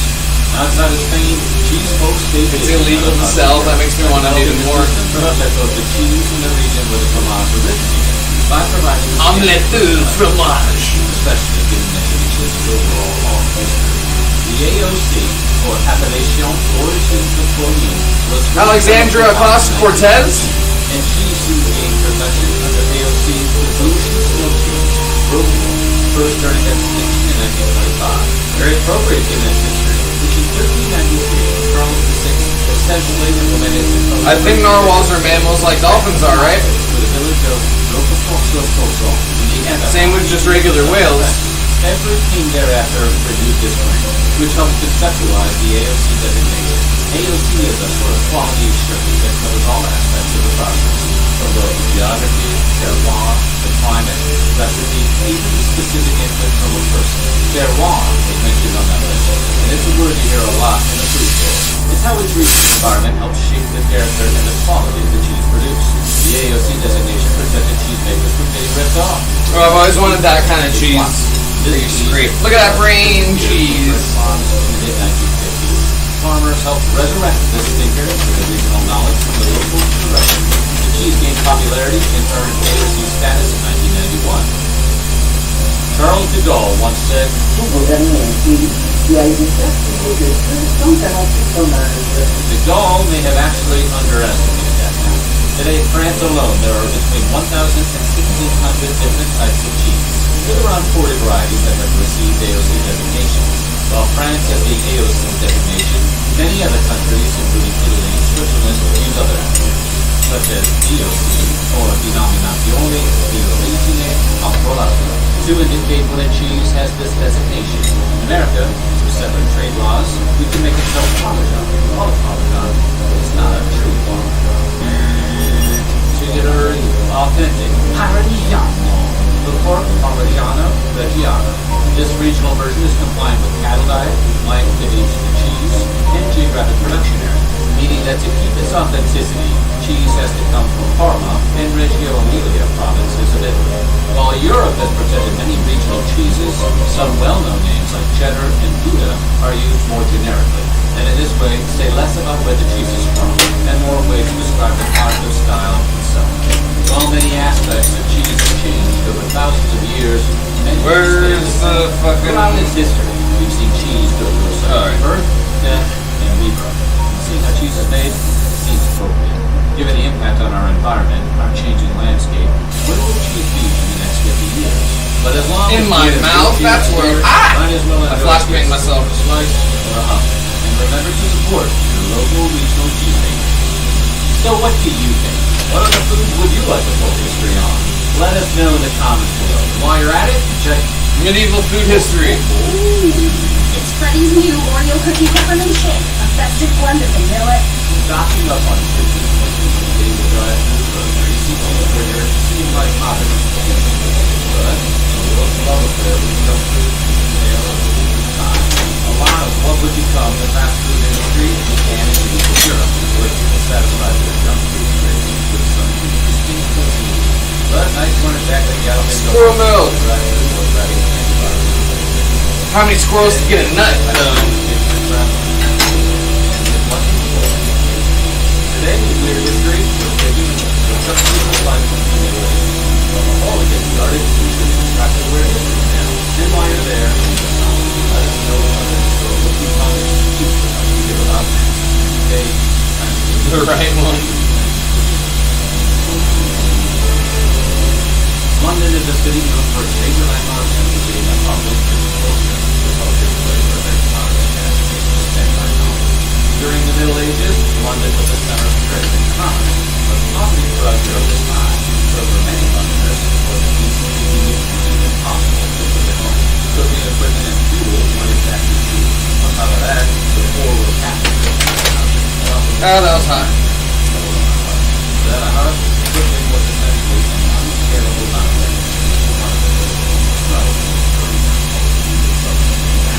So people needed cookshop instead. The old-timey equivalent of picking up some takeout. Cookshops started up around the 10th. This community special community. These 24-hour cookshops supplied hot food to tourists and residents alike. They were open every day, and that changed but instead of driving through all scary for tourists, shops offered more luxury. Yeah, squirrels are scary. Customers would walk up to the shop, others would buy what they wanted, and take it home later. Cookshops weren't limited to London. One city street, Bristol, became known as Cook's Row. Bristol's cookshops offered more variety, including poultry and fish, and may have been among the first cookshops to be added lifestyle. They had their house outside the shop, and they strategically drove feet on the coast to the town inside the What up, Jacob? Some shops served sweets, others served pancakes and bread, but the most popular might have been the shops that sold meat pies. Those delicious meat-based treats were a popular seller. The worst place in London. Chicken burgers. Everyone loves the Big Mac. There's just something about the crunchy milk of the big cheese.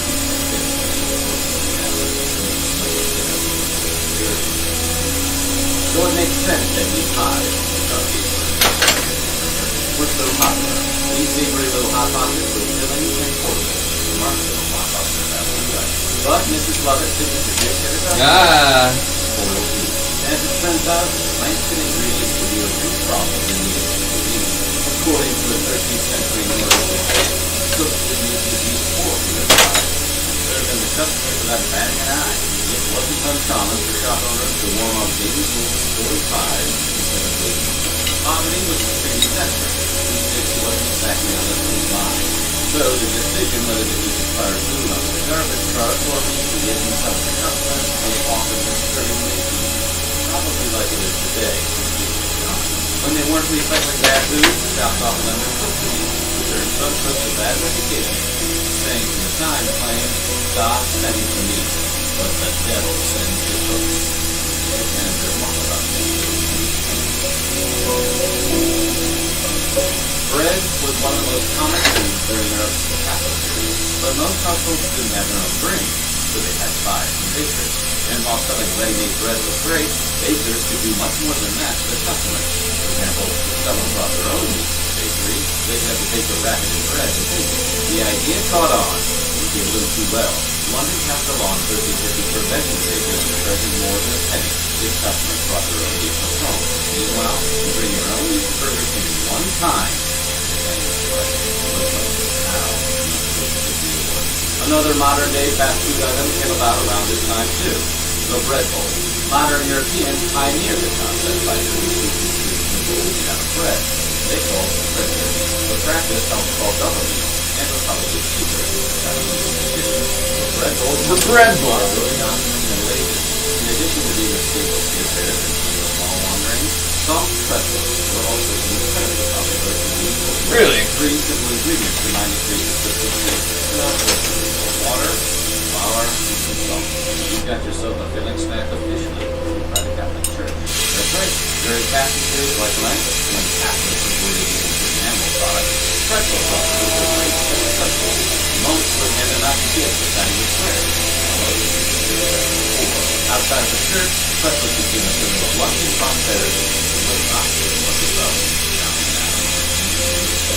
Nothing completes the fast food run like a six-pack of food. Because if you're treating yourself, you might as well go all the way. And while drinking alcohol has been a popular activity, medieval Europeans really liked to drink. Possibly because they were living in medieval Europe.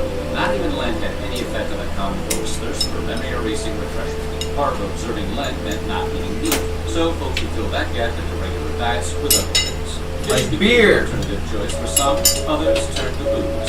While it provided temporary solace from abstaining, the practice of staying thoroughly soaked through Lent didn't sit well with some prominent religious figures. In 1400, the Benedictine monk Robert Rippon had strong words for anyone drowning their sorrows. He scolded excessively, was lying in the face of the abstinence that Lent was meant to symbolize, and opined that people got more drunk during Lent than they did during the entire rest of the year. Of course, he probably didn't have to eat some of the meat substitutes that commoners were forced to turn to, like the mock egg, a dish that was invented as a meat replacement during Lent. If he had, he might have been badly bruised in the town. Remember, Aquatic, not everybody views animals the same way you do. Let's not get too detailed with stuff. You mixture almond milk jelly and crunchy almonds, then dye it yellow and chug it down with a mug of ale. Tasty? Now pass the beer, please. Oh, yes, sweets.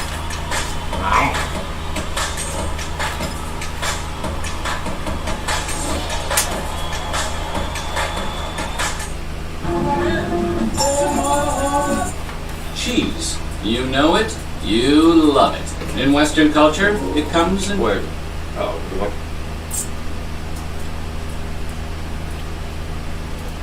The craziest weapons of war, hell yeah. Best remembered today for his masterful artwork and the many obscure clues it contained that would one day lead Tom Hanks on a treasure hunt. But of course, the ultimate Renaissance man was more than just an artist. As a scientist and engineer, Leonardo was extraordinarily ahead of his time and contributed to an array of fields, including anatomy, astronomy, civil engineering, optics, and hydrodynamics. But he had a particular interest in warcraft and designing weaponry. Today in Weird History, we're looking back at the craziest weapons of war Leonardo da Vinci ever invented. None for you. But before we get started, remember to subscribe to the Weird History channel and leave us a comment letting us know what other famous inventors you would like to hear about next. Okay, time for Leonardo to lead and choose. Leonardo is arguably the most well-known artist and inventor who has ever lived. And yet, we refer to him as Leonardo, because Da Vinci isn't exactly the same as a modern last name. It means from Vinci, so he's Leonardo from Vinci. You know, Piero's kid. Despite his fame as an inventor, in most cases he was merely drawing and conceptualizing these ideas, rather than actually building working models on his own. You may have heard things like, Da Vinci invented the helicopter, but he wasn't out there in an AH-64 Apache doing street runs over olive groves. He drew a concept for a helicopter in his notebook. Modern engineers have noted that often Leonardo's drawings would simplify the devices he was envisioning, leaving out necessary refinements or small parts like the necessary gear or lever that would allow a machine to complete it. This has complicated modern efforts to actually fabricate Leonardo's inventions. Even those that have been reproduced are usually not functional, with a few exceptions. It's been suggested by some historians that Leonardo may have left these details out on purpose, so that the weapon could be constructed by an unauthorized party, should the drawing fall into the wrong hands. Pretty sure ideas are the same thing. Some of Leonardo's most famous drawings depict everyday items, like household machines, concepts for new kinds of buildings and bridges, and even musical instruments. But he had a soft spot for engines of war. Leonardo developed many of his designs on behalf of his frequent patron Ludovico Sforza, the Duke of Milan, sometimes known as Ludovico il Moro, or the Moor, due to his black hair and relatively dark complexion. Ludovico had one of the most celebrated courts, not just in Italy, but all of Europe.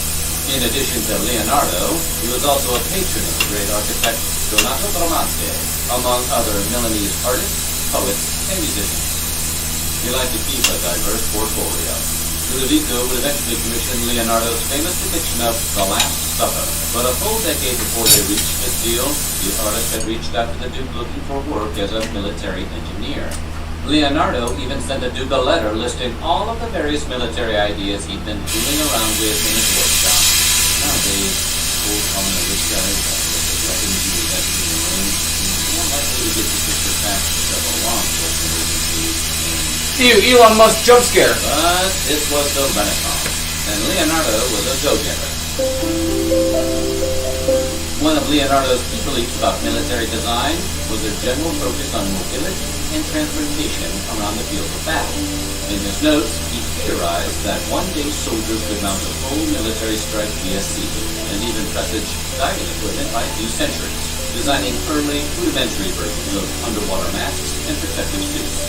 Some say that he basically invented the first diving suit, and indirectly the poster of the 1989 film Deep Star 6. Leonardo suggested the diving suit could be fashioned from an airtight coat, essentially made of leather, with a tube running inside from above the waist to allow the soldier to breathe.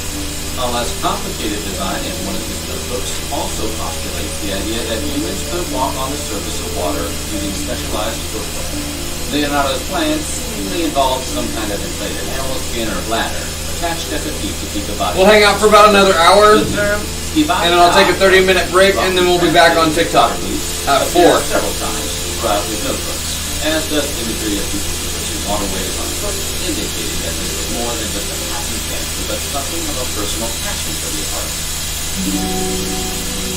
A well-known designer of bridges and canals as part of his civilian work, Leonardo brought some of these innovations to his work on military devices as well. He developed several kinds of bridges between 1480 and 1485, with specifically military applications, such as a revolving structure that troops could bring with them throughout the campaign and used to traverse waterways and other gaseous terrain. These so-called revolving bridges featured interlocking beams fastened to a pylon that would swing back to the shoreline, and were designed to be strong enough to support a soldier's weight while remaining light enough to be truly portable. Today, mobile bridges are a common and vital military tool. But 600 years ago, if your troops ran afoul of rocky terrain or a river that was just a little too deep, they either had to find another way around or start chopping down trees. Leonardo also developed next time. concepts for siege towers, attempting to make them safer and easier for soldiers to use during offensive attacks. One design was specifically intended for the Milanese stronghold at Baplio d'Adda. After troops from Venice managed to take the town of Trezzo, not far from Baplio, Leonardo was brought in to fortify their defenses. He devised a single tower with yours, mother, now, Aquatic. allowing soldiers to move around. It's yours now. Potential siege. Presumably, at least one variation included a slide for break time. Later designs also included roofed towers and platforms, allowing soldiers to breach city and castle walls and other fortifications. I need to turn the heater back on. I can feel it getting colder in the rest of the rooms. Fully exposed. This holiday, get loud at Guitars. I wanted my hepatitis C gone. I put off treating mine. Oh, why would you do that? Many of Leonardo's inventions focused on making individual soldiers more efficient and effective, freeing them up to quickly do major damage in the heat of battle.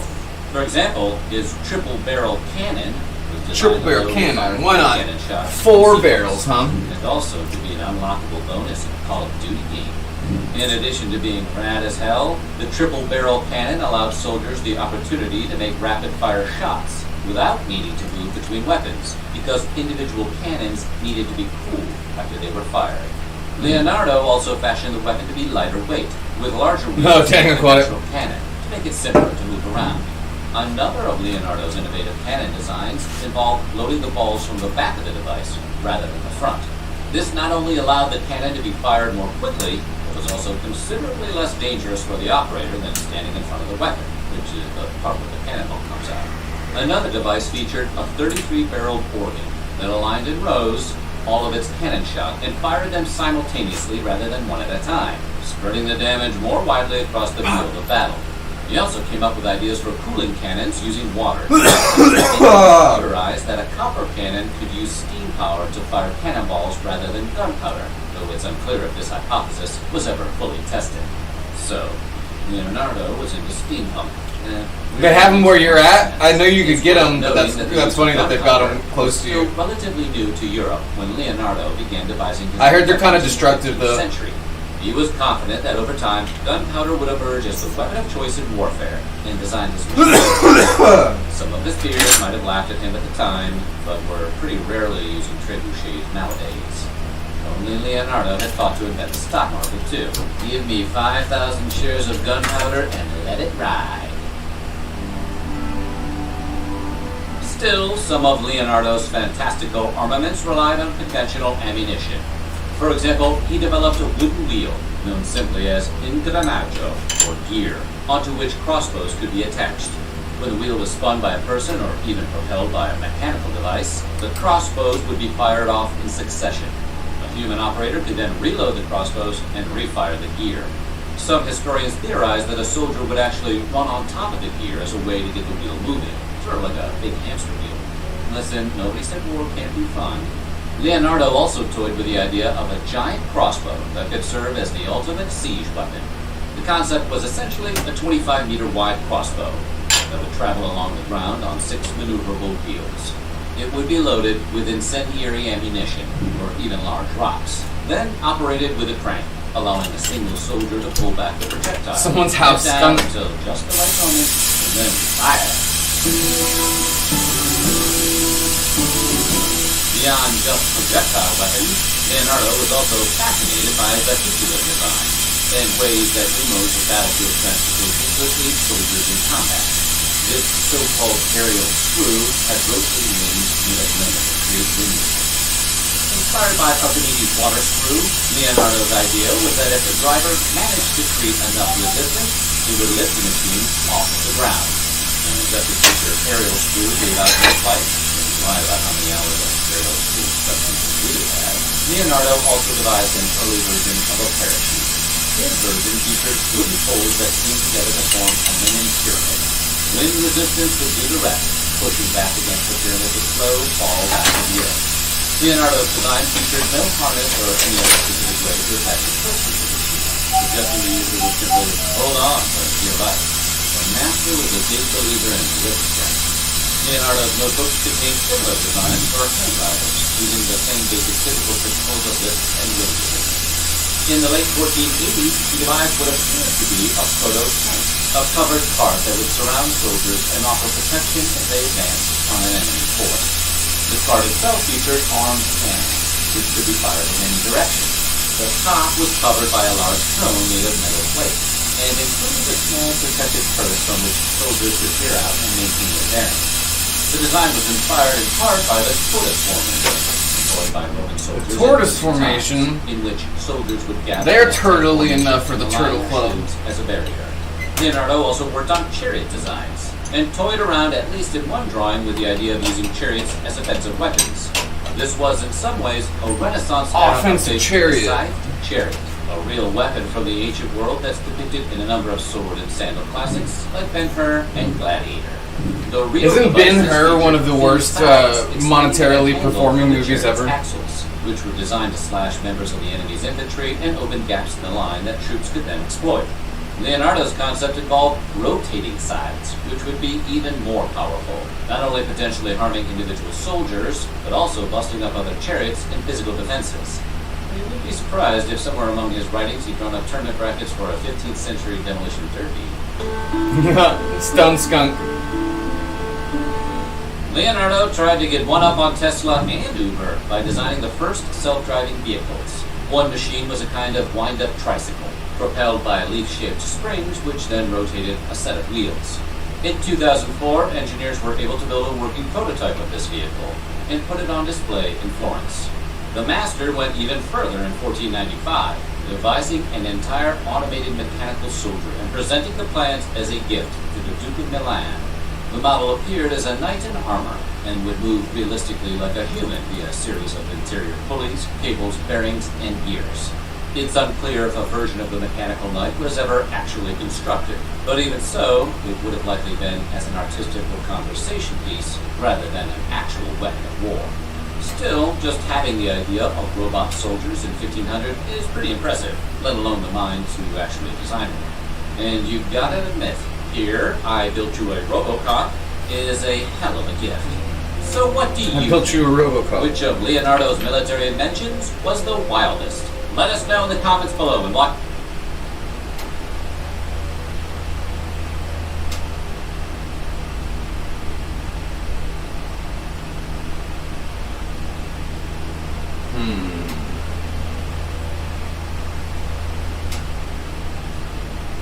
Aquatic.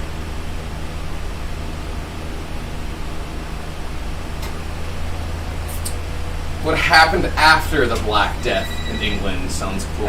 Your mom's arrived. You need to grab a fucking hug. Who does a holiday? The Black Death devastated Europe, claiming We're actually going to hang out 25 until million 3. lives and up to 80% of the So population in another some cities. 23 Survivors minutes. of the plague, which lasted from approximately 1347 to 1353, struggled with skyrocketing. And then we'll be food back on prices, TikTok at psychological 4. torment, and survivor guilt.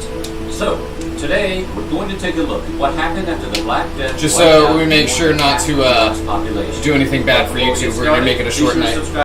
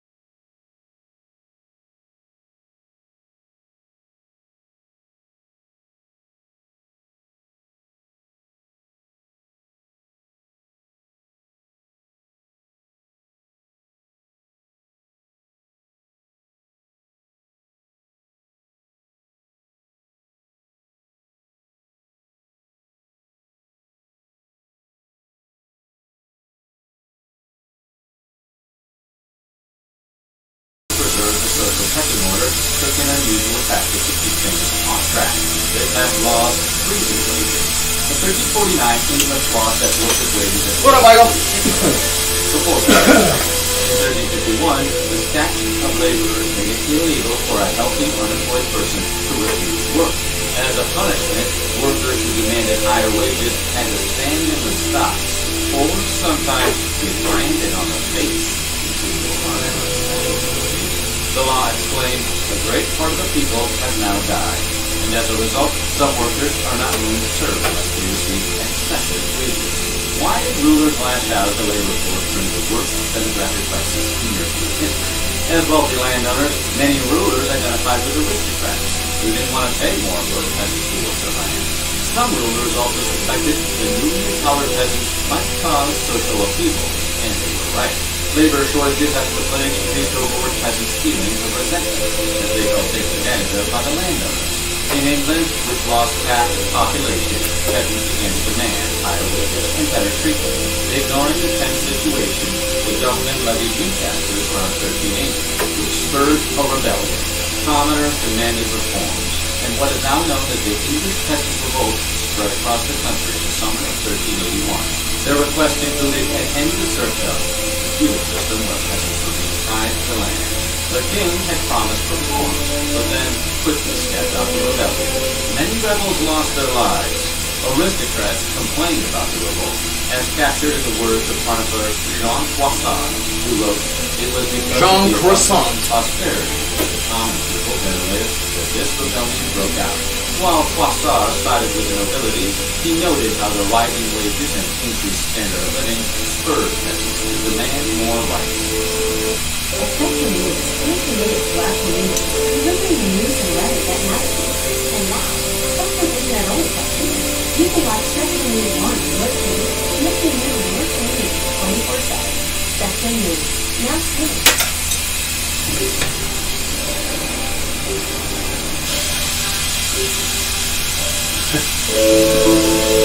In the immediate aftermath of the plague, Europeans tried to determine its cause. Italian writer Boccaccio recorded two interesting theories. First up, the great writer claimed some people believed that the plague descended upon the human race through the influence of the heavenly body. A novel theory at the very least. But not everyone was buying it, and another popular opinion held that it was a punishment signifying God's righteous anger that Europeans connect with his way of life. A group of Europe's most educated doctors, comprised of the medical faculty at the University of Paris, suggested other causes.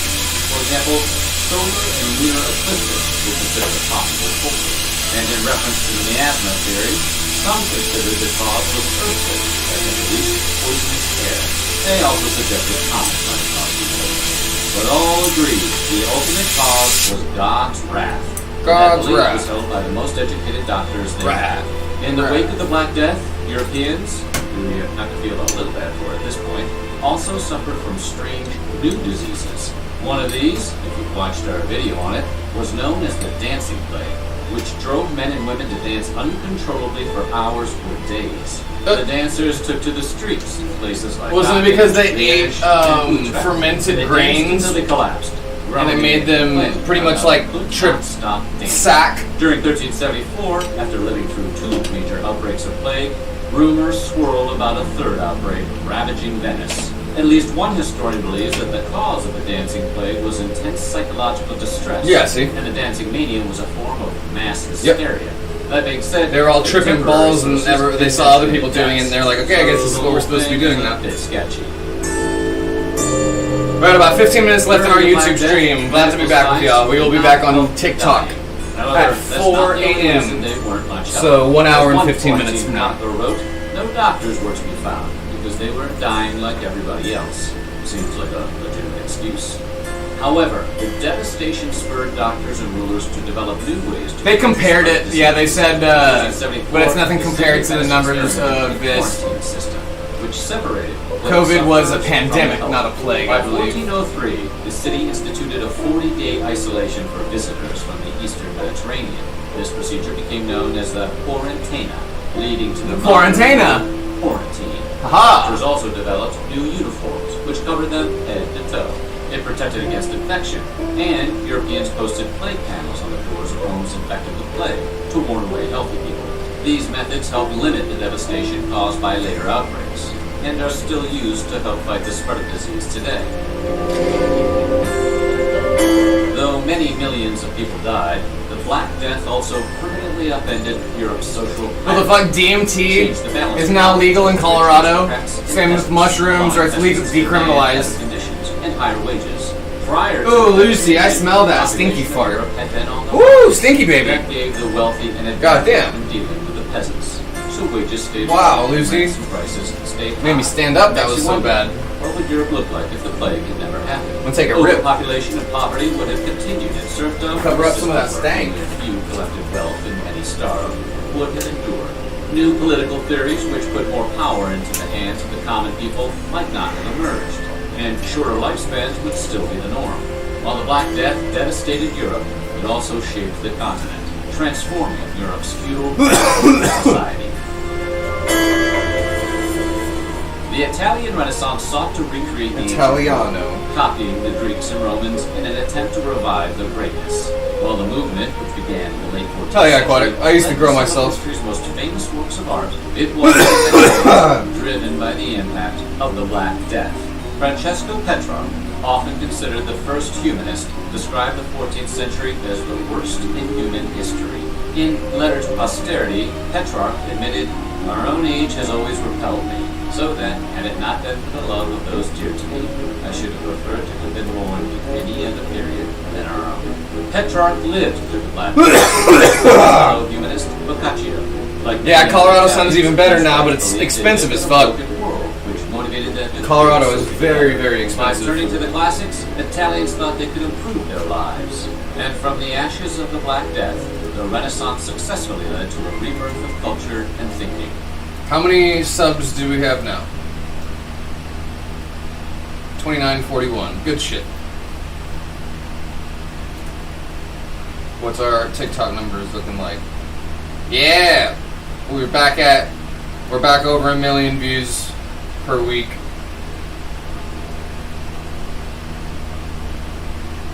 Good shit. So what do you think? What part of this post-play? We do what hygiene was like during the Black Plague. We got about 11 minutes left in this YouTube stream, and remember, we'll be back in an hour on TikTok. Oh God. How many subscribers do we have on here now? Why is that so loud? In the 14th century, the bubonic plague. We have 34 swept subs the on Middle East, TikTok now. Asia and Europe. Good shit. In Europe, it wiped out as many as 50 million people, or more than half the continent. But did the European hygiene practices at the time help or hurt the management of this deadly epidemic? Today, we're going to examine what European hygiene was like during the Black Plague. But before we get started, be sure to subscribe to the Weird History channel and leave us a comment below to let us know what unhygienic history you would like to hear next about. Okay, grab your loofah. We're off to Europe. Hell yeah, grab your loofah.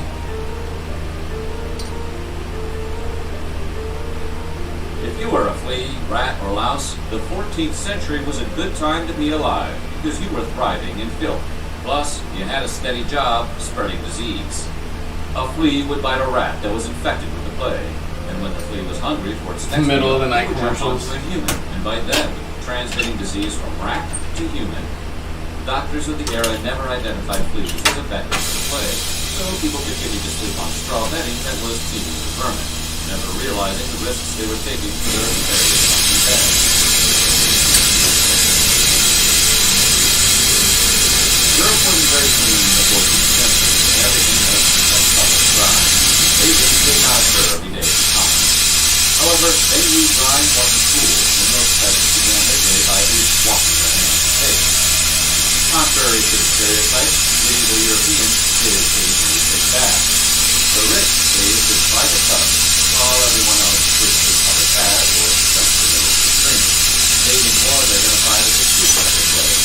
But instead of bathing in water, some recommended bathing in vinegar and rose water. Vinegar, a common medieval medical treatment, was considered a great tool in stopping the plague. Plague doctors sometimes washed their hands in vinegar or placed vinegar sponges in their masks. And if vinegar wasn't powerful enough for you, you could follow other recommendations to take a bath in your own urine. That's a lot of urine. But washing in your own urine sounded like a decent option when you realized in medieval times people had to make their own soap. This required few ingredients: ashes from an oak tree, tallow, which is animal fat, lime, which was quicklime, salt, flour, water, a pot, a pan, fire, and a sturdy stick of sugar. Not to mention a few days, and of course the knowledge of how to put it all together. Yeah, urine looks like an easy. Yeah, USPS. Even if you did practice superior hygiene, that didn't protect you from harm. In some areas, the Jewish population had a mortality rate lower than their neighboring Christians. This was likely because of their sanitary traditions. Instead of learning a few simple lessons from their healthy neighbors, Christians went with more complicated and decidedly brutal ideas. Some Christians believed Jews were resistant to the plague, accused them of tainting wells to spread the disease, and some felt the plague was actually punishment from God for allowing Jews I get all my bubble wrap to from them. community as, well, Jews. This led some Christians on a mission to convert, exile, torture, and sometimes kill their Jewish neighbors. This despite several popes declaring Jews had nothing to do with the plague. But odds are known to listening to Jewish communities were vilified, oppressed, and individuals were compelled to confess to nefarious deeds that they did not commit just to avoid punishment, which didn't always save them. According to the Nuremberg Chronicle, in 1348 all the Jewish residents in Germany were burned, having been accused of poisoning the wells, as many of them confessed. In hindsight, it looks a lot like the lower infection rates were because Jewish hygiene practices required more hand washing than a Christian counterpart. Hand washing, yeah, that seems more probable than God's wrath.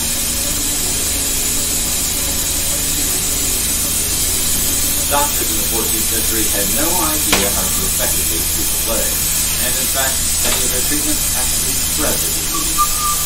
For example, plague sufferers experienced swelling in their lymph nodes, called buboes. Doctors recommended cutting open the buboes and draining through the body. Then to the wound, they would apply a mixture of plant roots, resin, greaseable, and dried feces. Yeah. What? And never wanting to be wasteful, some recommended collecting the drained pus from the buboes to drink. And almost certainly fatal suggestion. Do I associate with this?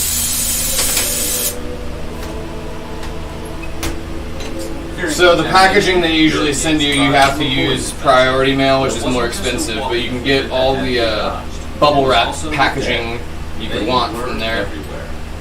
Towns and cities struggled to dispose of the overwhelming number of cadavers during the plague.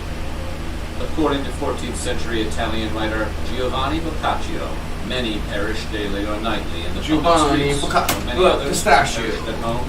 The departure was hardly observed by their neighbors until the stench carried the tidings. Another chronicler of Florence wrote, all the citizens did little else except to carry the flames to be buried. Europeans had some things figured out and established sanitation policies to bury affected bodies in mass graves. These were located outside of town and in deep pits. But easily politics and keeping up with the body count was a never-ending task. Some cities bring out your dead. Dead dogs dragged cadavers back to the town through the streets. According to 14th century chronicler Agnone Futura, some of the burial sites were so sparsely covered with earth that the dogs dragged them back and forth and devoured many.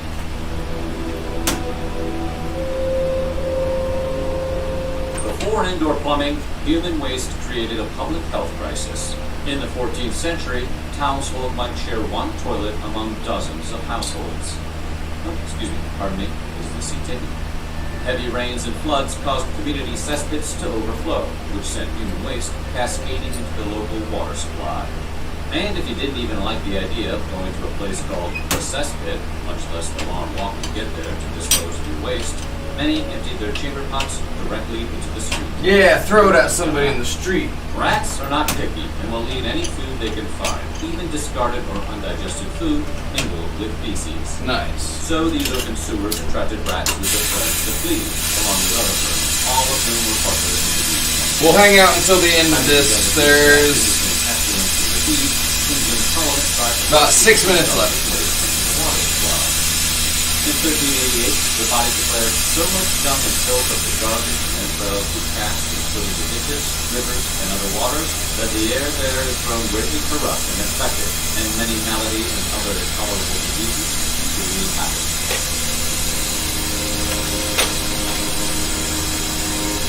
In the 14th century, Europeans believed foul smells spread disease. In an attempt to combat the plague, they carried sweet-smelling flowers and pomaters under their small objects to cleanse the air. The plague doctor costume became emblematic of the era. The bird-like mask worn by doctors of dried roses, herbs like mint, or spices thought to protect infection. Doctors don the mask in a full body covering and treating victims of plague.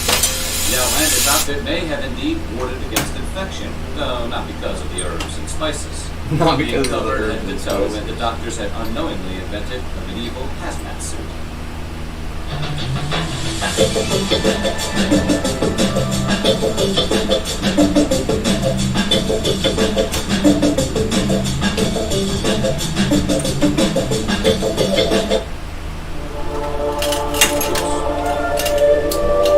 In the 14th century, civilization had not yet reached the age of production. The consumers had little variety from which to choose. Not so to the Black Plague. You had a choice. The plague came in not one, but 3 varieties: bubonic, pneumonic, and septicemic. Bubonic plague spread via flea bites and infected the lymphatic system. Pneumonic plague infected the lungs after inhaling aerosolized bacteria. And septicemic is when the bacteria infects the blood through direct exposure of the lungs or lymphatic system. I didn't know there If you were different unlucky, kinds. you contracted the bubonic plague, which had a survival rate between 25 to 75%. If you were very unlucky, you were infected with the pneumonic plague, which had a survival rate between 5 and 10%. And if you were very, very unlucky, you contracted the septicemic plague, which had a survival rate of, well, it really didn't have a survival rate. It was virtually unstoppable. It had a mortality rate of 99 to 100%. Damn. Interestingly, despite hundreds of years of medical advancement, the septicemic plague is almost wholly fatal, even today. So the lining to the Even septicemic today? plague is that it's difficult to catch. Of course, you do something silly, think this is your eye. Bloodletting was one of the most popular medical treatments in the 19th century. Doctors often treated fevers by bleeding their patients to remove heat from the body, and bleeding was used on plague fevers. Doctors believed, partially correctly, that the plague infected the blood. As a result, they recommended cutting open veins to let the disease leave the body. However, the medical treatment also exposed doctors and others to the septicemic plague.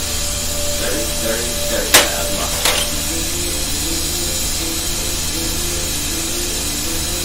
In the 14th century, Europeans often laid straw or rushes on their floors. Straw covered up the dirt floor in 4 people's homes. While wildflowers were sometimes added to the rushes and the top layer changed occasionally, the bottom layers might remain for decades.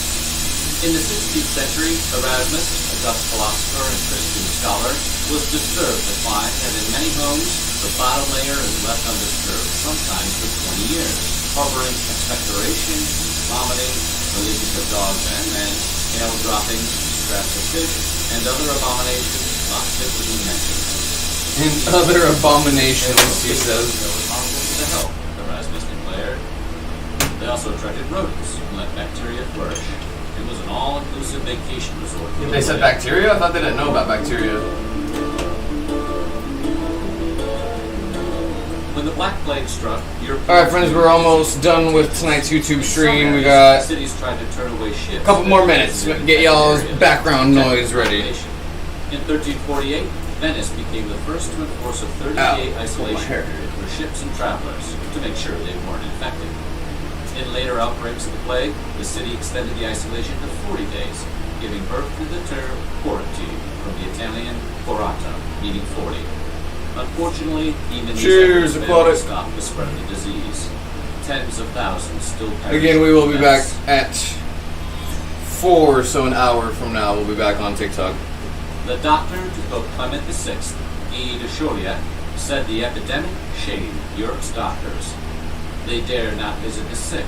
Y'all don't forget we got the custom cash mega raffle going on right now, as well as all those auctions on Instagram. There will be a couple more going up as well. Cleanse the air and prevent infection.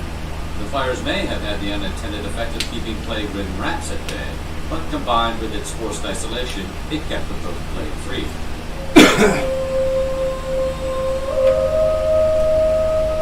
The Black Plague wiped out tens of millions of Europeans, but history's deadliest epidemic had a surprising benefit, at least to those who survived.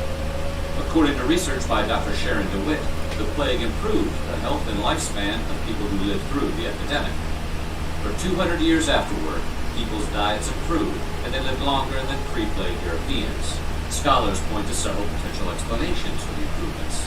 The smaller population following the plague enjoyed More higher resources. wages and cheaper food prices, which helps explain the better diets. And survivors of the plague might have been hardier, since the plague eliminated so many people. So what do you think? How filthy would you have been living in 14th How filthy would you have been? Alrighty, friends.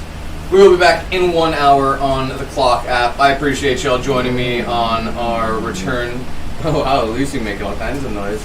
On our return to the tube. Yes, Lucy the dog. Yeah. Give me a feet. Oh, no, you want to give me a face. Okay.